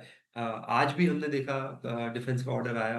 भारत इलेक्ट्रॉनिक्स आप देखिए 80,000 करोड़ के ऑर्डर बुक पे है, राइट। तो आपको थोड़ा सा मिक्स फ्लेवर है, और नतीजे अच्छे कहाँ नहीं है, आईटी में अच्छे नहीं आ रहे हैं। कुछ कुछ हमने एफएमसीजी में देखे नतीजे, नेस्ले का नतीजा खराब देखा। तो अर्बन कंजम्पशन और आईआईपी के अगर आप नंबर देखेंगे तो दिखा रहा है कि कंज्यूमर गुड्स में अभी भी slow down, both discretionary and non discretionary. तो आई थिंक वहां पे नतीजे अच्छे नहीं है, और वहां पे शायद सरकार और कदम उठाएगी। तो बाजार आपको बता रहा है कहाँ नतीजे अच्छे हैं, कहाँ नतीजे अच्छे नहीं है। और I think as an investor भी आपको वही एंकर रहना चाहिए मेरे हिसाब से। ओके अच्छा गुरमीत जी, इस वक्त सबसे स्ट्रॉन्गेस्ट स्पेस बाजार का विद स्ट्रॉन्ग कन्विक्शन वो है, ट्रेडर्स का कन्विक्शन वो है फार्मा को देखिए, हेल्थ केयर को देखिए, सीडीएमओ स्पेस में क्या स्ट्रेंथ है यहाँ पर, हॉस्पिटल्स बहुत अच्छा कर रहे हैं। अब इस वक्त आई मीन इन नंबर्स के बाद, इस अर्निंग सीजन के बाद आप लोगों की आपकी जो होल्डिंग्स है वो किस प्रकार से आपके पीएमएस में, क्या घटाया, क्या बढ़ाया, क्या फ्रेश एडिशन किया आपने? तो आपको याद होगा वीरू, हमने चर्चा की थी 1 साल पहले, सीडीएमओ बहुत बड़ी अपॉर्चुनिटी है, और तब भाव अच्छा नहीं था। यस चाहे वो फॉरेस्ट हो, चाहे वो न्यूजीलैंड हो, चाहे डिवीज, आप देखिए क्या रन अप आया है पिछले 6-8 महीने में। 3,500 4,000 पे ही था बहुत समय तक, अब 6,500 7,000 है। तो आप, मुझे ऐसा लगता है ये अपॉर्चुनिटी बहुत बड़ी है, बट क्या हम इसको क्वार्टर ऑन क्वार्टर देखते हैं तो डिसअपॉइंट हो जाते हैं, क्योंकि बिजनेस थोड़ा सा लंपी है। और जिन कंपनीज ने कैपेसिटी क्रिएट करी है, देखिए सीडीएमओ में जो कैपेसिटी क्रिएट हो रही है, कहीं ना कहीं इन्वेस्टर लॉक इन होगा। कोई ऐसे 2-4 हज़ार करोड़ का कैपेक्स नहीं करेगा, और एक थोड़ा सा रिस्क होता है कि मॉलिक्यूल कमर्शियलाइज होगा नहीं होगा, यूएसएफडीए वाला एंगल है। तो ऑब्वियसली सीडीएमओ थोड़ा कॉम्प्लेक्स स्पेस है, तो पर मुझे ऐसा लगता है ये अपॉर्चुनिटी बहुत बड़ी है, और अगले 3-4 साल में जो आप देख रहे हैं वो उससे भी बड़े बन के उभरेगी। तो हमारे पोर्टफोलियो में डिवीज है, लॉरस है, न्यूलैंड लैब है। उसके अलावा हम कुछ चीजों को स्टडी कर रहे हैं, जैसे हिकाल को स्टडी कर रहे हैं, ब्लिस फार्मा जीवीएस है, हम उसको स्टडी कर रहे हैं। तो हमें, हमारा वेट निफ्टी में पोर्टफोलियो में 12-13% है। प्लस हमारे पास ब्रांडेड जेनरिक्स हैं, जैसे मैनकाइंड फार्मा है। हेल्थ केयर पे भी हमारा फोकस है, तो हम फार्मा हेल्थ केयर पे 12-14% है वर्सेस 5-6% बेंचमार्क पे। तो और फार्मा का एक जो अच्छी बात है, जो मैंने आपको बताया था, इसका लो कोरिलेशन है निफ्टी के साथ। तो जब बाजार गिरता है तो फार्मा 60-70% ही गिरता है, चाहे वो कोविड देख लीजिए, 2008 देख लीजिए, और 15-20-10-5 साल में आप देखेंगे 2 से 3% का अल्फा है। तो ये परफेक्ट, जैसे हम कहते हैं ना, शार्प रेशियो देता है आपको, डाउन साइड कम देता है, अप साइड ज्यादा देता है। तो हम हेल्थ केयर पे काफी काफी कंस्ट्रक्टिव है पोर्टफोलियो में। Okay, health care space constructive view यहाँ पर आपका। गुरमीत जी, क्योंकि हम पूरे स्पेस को हम डिस्कस कर रहे हैं और इटर्नल का कई दफ़ा मैंने आपसे ये सवाल पूछा, एक बार फिर से पूछना चाहूँगी। इटर्नल के नतीजे आए और जिस तरीके से क्विक कॉमर्स के नंबर आए, काफ़ी अट्रैक्टिव नंबर, स्ट्रीट ने रिवॉर्ड किया देन एंड देयर। साथ ही इसके बदौलत आप देखिए स्विगी भी भाग गया, क्योंकि ये दर्शाता है कि क्विक कॉमर्स में काफ़ी ज़्यादा पोटेंशियल है। अब इस क्विक कॉमर्स स्पेस में आपकी राय क्या होगी? इटर्नल काफ़ी एक्सपेंसिव साउंड कर रहा है, स्विगी पर क्या स्ट्रैटेजी, दोनों ही स्टॉक्स पर क्या स्ट्रैटेजी आपकी एज ए स्पेस भी? देखिए, मैं हमेशा ये बोलता हूँ, न्यू एज कंपनीज को ट्रेडिशनल मेट्रिक से मत देखिए कि प्राइस अर्निंग क्या है, क्योंकि वो बिजनेस ही वैसा नहीं है। आपको थोड़ा सा, हम मैं इसको इंग्लिश में बोलता हूँ, लीप ऑफ फेथ इन्वेस्टिंग होती है। आप उसमें कुछ एजम्पशंस लेते हैं कि जो हैबिट्स बन रही हैं वो इवेंचुअली रेवेन्यूज और प्रॉफिटेबिलिटी में ट्रांसलेट करेंगी। तो इसमें आपको रिवॉर्ड भी बहुत ज्यादा मिलेगा, और नुकसान होगा तो नुकसान भी बहुत ज्यादा होगा। तो आपको एक पोर्टफोलियो बनाना पड़ेगा न्यू एज कंपनी में। तो हमने करीबन 10% वेज पोर्टफोलियो का न्यू एज कंपनीज में रखा है। उसमें जोमेटो है, इटर्नल जो कि अब नाम हो गया है, पॉलिसी बाजार है, जियो फाइनेंशियल है, और एक दो नाम हम और इवेलुएट कर रहे हैं। तो जहाँ पे जब आप गेन करेंगे तो बड़ा गेन करेंगे, आप लूज भी करेंगे तो बड़ा लूज करेंगे, इसलिए कॉन्सेंट्रेशन मैनेज करना ज्यादा इंपॉर्टेंट है। और एक सक्सेस होता है लेकिन 7-8 फेलर्स होते हैं। हमें इटर्नल बहुत, हम काफी कंस्ट्रक्टिव हैं काफी टाइम से, और थैंकफुली हमें थोड़ा सा रिवॉर्ड भी मिला है पोर्टफोलियो में। हमें ऐसा लगता है कि जो क्विक कॉमर्स अपॉर्चुनिटी है वो बहुत बड़ी है। ये जो आप अभी नंबर्स देख रहे हैं, नंबर 4-5-6x हो जाएंगे अगले 2-3 साल में। और अब वो जो है B2C मॉडल में ज़्यादा जा रहे हैं। वो मार्केट प्लेस ना करके अपने डार्क स्टोर्स खोल रहे हैं। उसका आपको इम्पैक्ट दिखेगा मार्जिन्स में। कुछ हद तक नेट वर्किंग कैपिटल बढ़ेगा, बट जैसे-जैसे स्टोर्स मैच्योर होते जाएँगे, आपको उसका इम्पैक्ट मार्जिन्स में और रिटर्न रेशियोज़ में भी दिखने लगेगा, एक सर्टेन स्केल के बाद। और आप इसको बर्न मत देखिए। अगर आप और स्टोर्स खोल रहे हैं तो ये कैपेक्स है। हम इसको बर्न बोलते हैं क्योंकि न्यू एज कंपनीज़ हैं। तो हम इसको लेके काफ़ी, मैं जियो फाइनेंशियल को लेके भी बहुत कंस्ट्रक्टिव हूँ। बहुत सारे बिज़नेस इंक्यूबेट हो रहे हैं, म्यूचुअल फंड, ब्रोकिंग, इंश्योरेंस, और कैपिटल स्ट्रॉन्ग है, कॉस्ट ऑफ फंडिंग बहुत कम है। 7% से नीचे जियो फाइनेंशियल की कॉस्ट ऑफ, जो बहुत एग्रेसिव मार्केट में। अगर आप चेक करेंगे जैसे लैप है, loan against property, loan against shares, जो सिक्योर्ड है, वहाँ पे जियो बहुत एग्रेसिव है और काफ़ी मार्केट शेयर ले रहा है। अच्छा, याद रखिएगा जियो पे व्यू है गुरमीत जी का, लेकिन क्योंकि इस चैनल पे ये व्यू रखा गया है कंस्ट्रक्टिव व्यू, तो कृपया एक निजी राय जरूर रखें। इसी समूह के अंतर्गत CNBC आवाज़ का समावेश है और उसी में ही जियो भी आती है, अंडर लीडरशिप ऑफ रिलायंस। इस समूह के अंतर्गत ही कंपनी आती है। एक निजी राय जरूर रखिए। गुरमीत जी, परसों ही हम टाटा केमिकल की मैनेजमेंट से बातचीत कर रहे थे, बहुत स्ट्रॉन्ग कमेंट्री थी with I think bit of risk involved of global markets. Margins अच्छे थे इनके। मार्जिन्स का केस मेरे ख्याल से SRF के केस में भी काफ़ी स्ट्रॉन्ग रहा था। आपका भी क्या रहेगा? केमिकल में कुछ कन्विक्शन के साथ बाय किया आपने या फिर और ऐड किया? तो हमारे पोर्टफोलियो में हमने कोरोमंडल ऐड किया है, और नतीजे भी शानदार रहे। स्टॉक में थोड़ी सी मूवमेंट अच्छी आई है। हम और भी चीजें वैल्यूएट कर रहे हैं। जैसे मैंने बोला, मैं एग्री स्पेस को लेके काफी बुलिश हूँ, और मैं अपने आप को सिर्फ फर्टिलाइजर एग्रोकेमिकल पे कंफाइन नहीं कर रहा हूँ। मैं वाटर पंप्स भी देख रहा हूँ, फार्म इक्विपमेंट प्ले भी देख रहा हूँ, ट्रैक्टर मेकर्स भी देख रहा हूँ, और टू व्हीलर और टू व्हीलर एंसिलरीज भी देख रहा हूँ। तो हम रूरल जब कंजम्पशन प्ले करेंगे तो हम पूरी तरह उस पर फोकस करेंगे। तो हमारा काफ़ी उस पे हमारा रुझान है, और मुझे लगता है कि रूरल रिकवरी सरप्राइज करेगी। जब जब मॉनसून 5-6% अबव एवरेज रहा है, एग्रीकल्चर का जो जीवीए है वो 2-2.5% से 4-5% पहुंचता है, और इसका आपको देखने को मिलेगा इम्पैक्ट। और हमने ग्राउंड लेवल चेक किया है, क्रॉप अच्छा है, और आगे प्रोस्पेक्ट्स के लिए भी एक थोड़ी सी बॉयंसी देखने को मिल रही है। तो देखते हैं हम नंबर कैसे आते हैं, अर्ली टू से। तो हम इस तरीके से पूरा एक एग्री पोर्टफोलियो पे काम करें। ओके, एग्री पोर्टफोलियो पे भी आपका कंस्ट्रक्टिव व्यू। बहुत शुक्रिया गुरमीत जी आज हमारे साथ जुड़ने के लिए, तमाम सवालों के जवाब देने के लिए। बहुत शुक्रिया आपके वक्त के लिए। चलिए अब क्लोजिंग की तरफ बढ़ रहे हैं और Nifty, bank Nifty flat close होने की तैयारी, इन ग्रीन ही फिलहाल कह सकते हैं। 24,856 के लेवल पर निफ्टी क्लोज होने की तैयारी कर रहा है। वही बैंक निफ्टी आप देखें तो करीब करीब 56,138 के लेवल पर। क्लोजिंग स्ट्रैटेजी क्या होगी वीरेंद्र जी? यहाँ से अब क्या करना चाहिए? न्यूट्रल कैरी करें क्योंकि कल का एक्सपायरी का दिन भी है, वोलेटाइल हो सकता है सेशन, क्या व्यू? श्रेया, आज रात को क्या होगा बताइए पहले। ग्लोबल मार्केट्स में यूएस क्या करने वाला है? कुछ कॉल लेंगे आप? डिपेंड करता है ना, वही तो दिक्कत। श्रेया क्या है, एक बार मैं सोच रहा था कि क्या एक ब्लाइंड कॉल लें, slightly out of money call. 1,70,000 contract FI short है, सामने 50 डेमा खड़ा है, क्या एक ब्लाइंड कॉल लें? अब जरा प्लीज़ एक बार लेके आइएगा आप 24,900 की कॉल का प्रीमियम कल की। It's a speculative one, but जरा प्लीज़ रखेंगे एक बार स्क्रीन पे। हमारे पास कल का दिन है खेलने के लिए। अगर हम 24,935 के ऊपर खुल गए किसी भी ग्लोबल मार्केट के सेटअप के बीच में, तो ये 44 का सुबह सुबह 88 हो जाएगा। पहली बात तो ये। बट अगर नहीं खुले उसके ऊपर, तो इस बात की बहुत स्ट्रॉन्ग पॉसिबिलिटी है जो आज सुबह हुआ, खुलते ही साथ 24,900 का कॉल राइटर काबिज हो गया। ये आउटस्टैंडिंग वाइज सुबह सुबह आप समझिएगा कि कितना था। अब ये 1.5 करोड़ हो गया श्रेया। ब्लाइंड कॉल ले लेंगे श्रेया। अगर कल बाजार खुल गया 24,935 के ऊपर, तो भी अगर एक फ्यूचर बाय कर लिया तो भी हमको short covering swing 100 point provide कर देगा।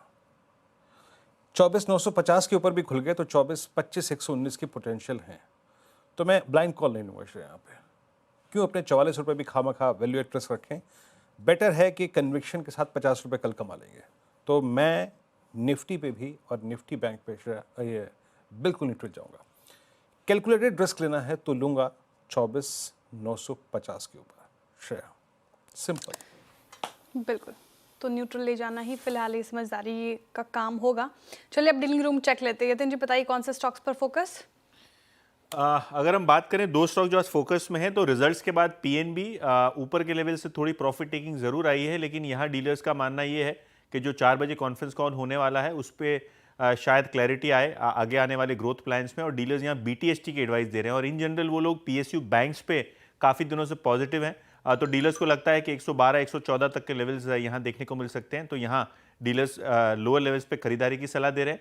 और फाइनेंशियल्स में से और एक स्टॉक पूना वाला फाइनेंस, ये भी काउंटर है जो डीलर्स का पसंदीदा काउंटर है। काफ़ी सारे एचएनआईज यहाँ खरीदारी कर रहे हैं, और डीलर्स की अगर आप माने तो पोजिशनली यहाँ खरीदारी करने की एडवाइस दे रहे हैं 425 से लेकर 435 तक के टारगेट्स के लिए। ओके, पीएनबी और पूना वाला फिनकॉप यहाँ पर खरीदारी कराए डीलर्स की तरफ से। शुक्रिया चंदन जी जानकारी के लिए। चलिए अब बीटीएसटी और एसटीबीटी ट्रेड्स की शुरुआत करते हैं। चंदन जी आपसे शुरुआत करेंगे, बताइए बीटीएसटी एसटीबीटी। देखिए बीटीएसटी ट्रेड में जाना पड़ेगा, हालांकि कन्विक्शन इतना नहीं है क्योंकि मार्केट में काफी स्लो मूवमेंट आ रहे हैं और कोई मोमेंटम बिल्ड नहीं हो रहा है। फिर भी एक काउंटर है अंबर पे पॉजिटिव व्यू रहेगा। लगातार यहाँ पे स्ट्रेंथ बनी हुई है, काउंटर 8000 के ऊपर डिसाइसिवली क्लोज देने के लिए तैयार हो रहा है, तो मेजर ट्रेंड पॉजिटिव है, तो यहाँ पे खरीदारी की सलाह देंगे। 7900 का सपोर्ट है, ऊपर में लगभग 8200 तक के टारगेट लगाए जा सकते हैं। ओके, एम्बर एंटरप्राइजेस आपकी बाय कॉल है। I mean strongest structure, but याद रखिएगा गजब का और एक वर्टिकल राइज दिया इस स्टॉक ने 2.5% ऊपर 8015 पे, ऑलमोस्ट अपने प्रीवियस हाई की ट्रैजेक्टरीज को छू चुका है। 8152 इसका ऑल टाइम हाई है, जो कि इसने दिसंबर 2020 में क्रिएट किया था, वो सॉरी 24 में क्रिएट किया था। एम्बर, चंदन जी का कन्विक्शन आइडिया, कविता जी आप क्या पिक करेंगे? तो वीरेन जी मुश्किल है लेकर जाना, बट जो सेटअप अच्छा बना हुआ है वो सिंजीन का अच्छा बना हुआ है। मुझे लगता है ऑलरेडी अगर पोजीशन है तो वो कैरी कर सकते हैं। फ्रेश पोजीशन अगर मौजूदा भाव से लेते हैं तो स्टॉप लॉस मेंटेन करें 715 का for the price move of 735 740। Okay, Syngene BTST के तौर पर ले जाएंगी कविता जी। बताइए आशीष ख्याल जी आप क्या पिक कर रहे हैं? देखिए जो मेरा पिक होगा वो है गो डिजिट जनरल इंश्योरेंस पे। यहाँ पर अच्छा खासा रुझान देखा जा रहा है इस सेक्टर के अंदर, और गो डिजिट ने काफी अच्छी बुलिश कैंडल बनाई है, एक्सेप्टेंस दिखाया कल के कैंडल के ऊपर, तो यहाँ पर लॉन्ग पोजीशंस क्रिएट करनी होगी। स्टॉप लॉस लगाना होगा यहाँ पर 360 का, और टारगेट देखा जा सकता है 395 का। गो डिजिट 372 पे, और इंश्योरेंस पे इस पे आशीष जी मेहरबान। और अब चलते हैं मानस के पास। मानस आप क्या पिक कर रहे हैं? तो देखिए इंडियन बैंक के फ्यूचर में बिकवाली करने की राय रहेगी। इंडियन बैंक कंसोलिडेट हो रहा था लेकिन आज 50 डे मूविंग एवरेज के नीचे फिसला है, तो इंडियन बैंक के फ्यूचर में बिकवाली करेंगे। 616 के आसपास के प्राइस चल रहे हैं। 623 623 रुपए के स्टॉप लॉस से बिकवाली करेंगे, और 602 602 रुपए के टारगेट सेट करेंगे। ओके, इंडियन बैंक में बिकवाली की राय मानस जी की तरफ से। राजेश सातपुते जी आप बताइए आप क्या कैरी कर रहे हैं? फिर अपोलो हॉस्पिटल के लेके जाएंगे। ओवरऑल अगर आप देखें तो अपोलो हॉस्पिटल का स्ट्रक्चर पॉजिटिव है, और अगर आप देखें 7400 के ऊपर ये सस्टेन हो रहा है पिछले 5 दिनों से। तो ओवरऑल देख के लगता है कि यहाँ पे लॉन्ग साइड की पोजीशन बनाए रखेंगे, या फ्रेश लॉन्ग करना है तो 7400 का स्टॉप लॉस होगा। स्विंग ट्रेडिंग के हिसाब से देखे तो ये अगर यहाँ से चलता है तो कम से कम ये जाएगा 7520 से लेके 7550। तो एक अच्छी खासी अपसाइड मुझे लगता है अपोलो हॉस्पिटल में मिलनी चाहिए। Okay, Apollo hospitals 7452। गौरांग, ये मैं आपका ट्रेड शॉर्ट टर्म के पर्सपेक्टिव से तो नहीं पूछूंगा, लेकिन ये हॉस्पिटल्स में आप लोगों का जो हाउस व्यू है सबसे स्ट्रॉन्ग किस पे, अपोलो या फिर कोई और? देखिए सबसे कन्विक्शन आइडिया तो अपोलो हॉस्पिटल ही होगा, लेकिन इसके अलावा फोर्टिस हेल्थकेयर पर भी हमारी खरीदारी की राय है।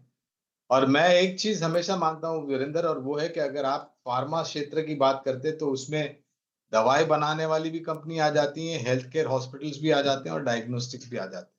ये तीनों मिलाकर के एक ब्रह्मांड बन जाता है फार्मा क्षेत्र।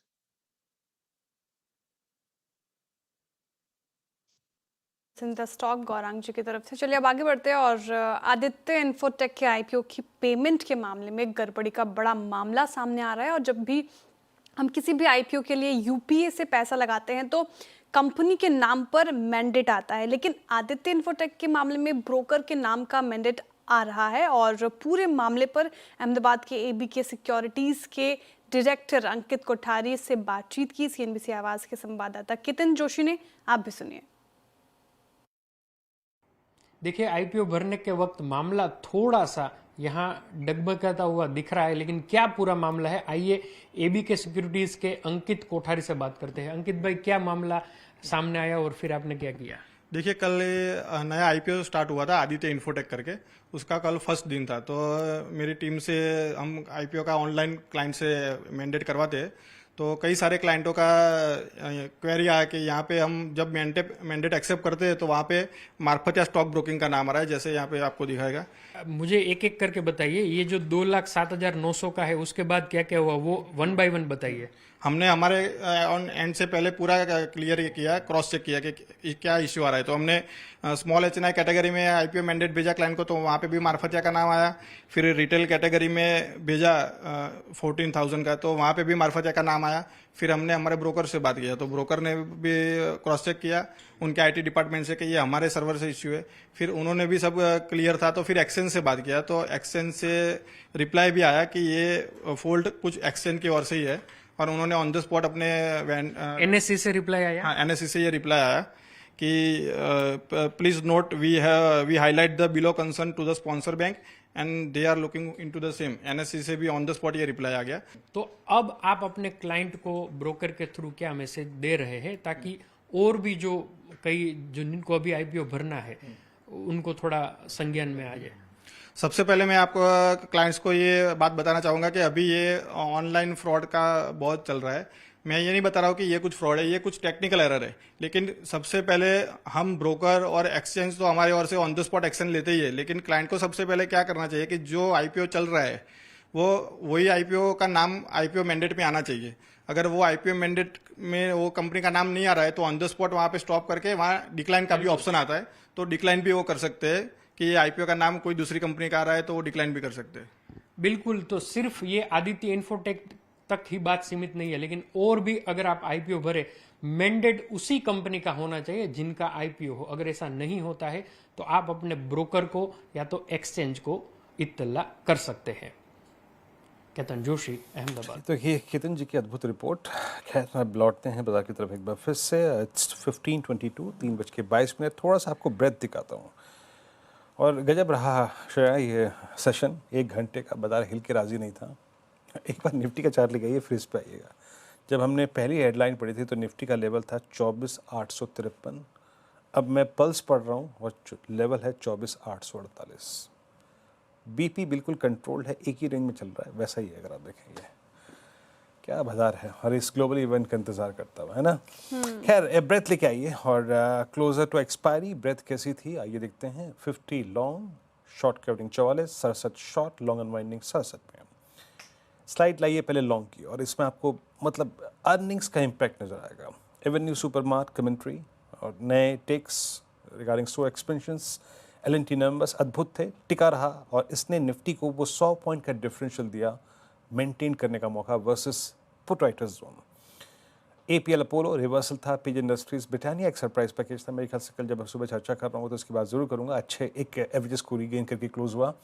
Short covering KPIT more specially post numbers, Amber enterprises all time high trajectory की तरफ बढ़ता हुआ, ऑलमोस्ट उसको स्ट्राइक कर चुका है। आरबीएल में क्योंकि बैन में है शॉर्ट्स ही कवर हो सकते थे, एमएनएम फाइनेंशियल्स और महानगर गैस। प्रेशर कहाँ पे था? समदन मदरसन और यहाँ पे उसके बाद टाटा मोटर्स, आईएफएल फाइनेंस, आज एक रिवर्सल लिया इसने। भारत फौज, सोना बीएलडब्ल्यू, यहाँ पे शॉर्ट बिल्डअप था। और लॉन्ग अनवाइंडिंग जहाँ प्रॉफिट्स कैश में कन्वर्ट हुए वो रहा बंधन बैंक। थोड़ा सा मोमेंटम कोलैप्स हुआ इसका। लॉरस लैब आज बहुत दिनों बाद एक प्रॉफिट टेकिंग के मूड में आया। डिलीवरी, इंडियन बैंक और वोडाफोन आइडिया, इन सभी जगह थोड़ी सी प्रॉफिट टेकिंग थी। लेकिन श्रेया का मन पसंदीदा स्टॉक जो है 4280 पे क्लोज हुआ आज, एवेन्यू सुपरमार्ट। श्रेया प्रश्न यही है, यक्ष प्रश्न, स्टोर कितने खोल लो, बट जब आखिरी में ज़रूरत पड़ेगी तो ब्लिंकिट से मंगाएंगी या फिर स्टोर पे जाएंगी? वो मेरे मूड पर डिपेंड करता है सर। जिस तरीके से वैसे बॉम्बे में बारिश हो रही है, वैसे मुंबई में बारिश हो रही है जिस तरीके से, तो ब्लिंकिट ही करते हैं लोग ज़्यादातर। हाँ ये तो बात है श्रेया। अच्छा, ब्लिंकिट की मेरे लिए जानते मेहरबानी क्या है? ब्लिंकिट की मेहरबानी है कि एवोकाडो जो कहीं नहीं मिलता वो ब्लिंकिट में मिल जाता है। कहीं नहीं मिलता जो वो ब्लिंकिट में मिल जाता है। सबसे अच्छी मेहरबानी है। खैर आपके स्क्रीन पे ले आते हैं जो डेरिवेटिव बैंस का अपडेट। कल आखिरी दिन मेरे ख्याल से पॉसिबली जब परसों कल की एक्सपायरी के बाद तो मार्केट हल्का हो जाएगा। IEX वादा बैन में आ सकता है और 136.10 अभी भी याद रखिएगा उस परसों वाले कोलैप्स डे के लो को डिफेंड करता हुआ 131, और RBL bank by the way से बाहर आ सकता है। ये जो मार्केट वाइड पोर्शन लिमिट है वो अब घटकर 81% आ चुकी है। तो ये दो अपडेट्स हैं।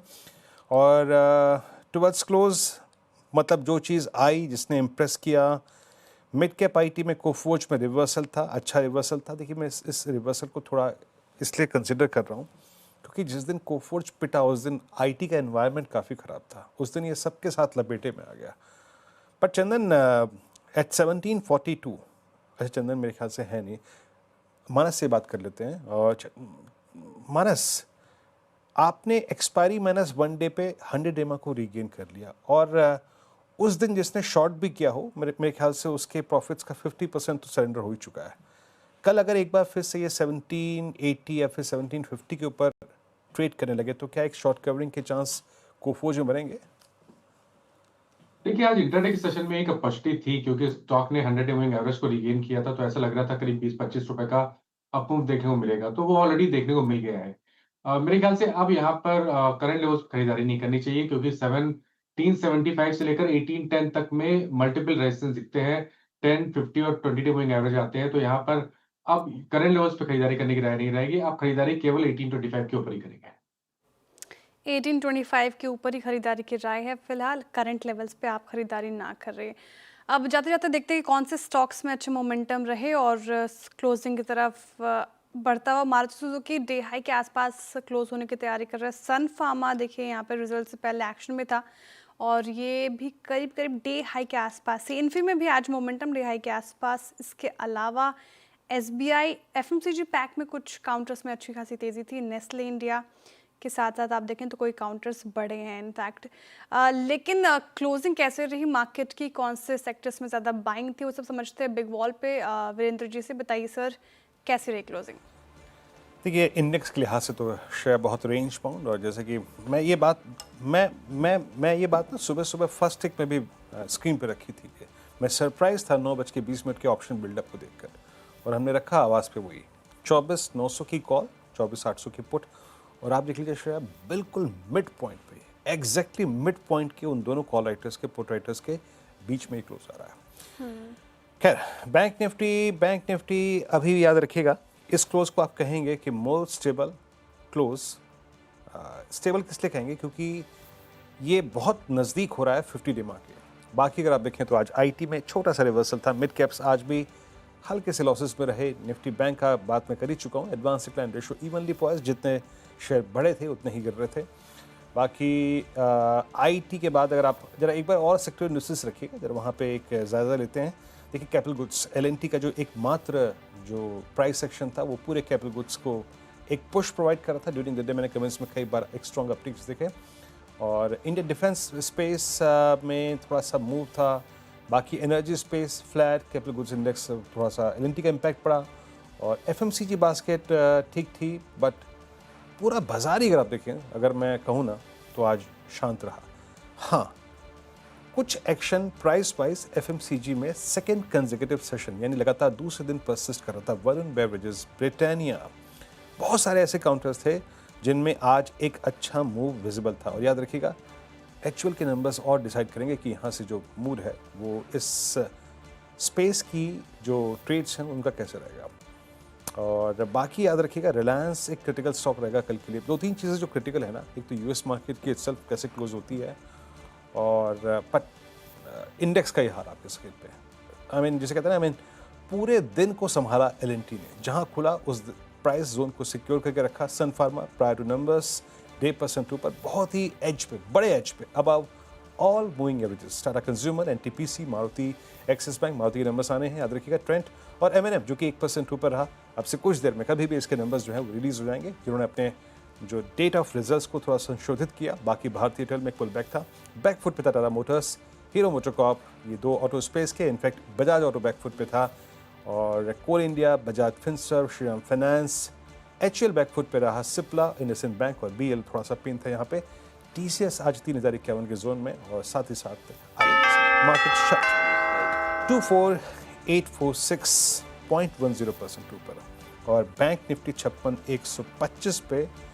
क्या साइडवेज सेशन रहा ये, और कुछ हम कैरी नहीं कर रहे हैं Shreya. Let's see global markets कैसे बिहेव करते हैं। पर ये बताइए, पंचनामा में आपके साथ कौन है आज? सुस्त था बाजार और पंचनामा में, लेकिन क्वेश्चंस काफ़ी होंगे हमारे दर्शकों के। तो पंचनामा में अरुण कुमार मंत्री जी आज हमारे साथ होंगे फिनमार्ट के, जो आपके क्वेरीज को एड्रेस करेंगे, आपके पोर्टफोलियो रिलेटेड जो भी सवाल है इसको एड्रेस किए जाएंगे। चलिए, तो ज़रूर पूछे अपना कोई प्रश्न जो भी है, ज़रूर पूछे श्रेया के साथ, और ट्रेड से या फिर इन्वेस्टमेंट से संबंधित कॉल है। कल थर्सडे, जहाँ जुलाई की ये सीरीज जिसने ट्रेडर्स को, स्पेशली लॉन्ग ट्रेडर्स को काफ़ी परेशान किया, क्या करेगी? डिपेंड काफ़ी हद तक करेगा यूएस मार्केट आज कैसा करते हैं। Let's hope for the best. कल सुबह इस पैनल की फिर मुलाकात होगी आपसे, मॉर्निंग कॉल और मुनाफे की तैयारी। तब तक के लिए नमस्कार।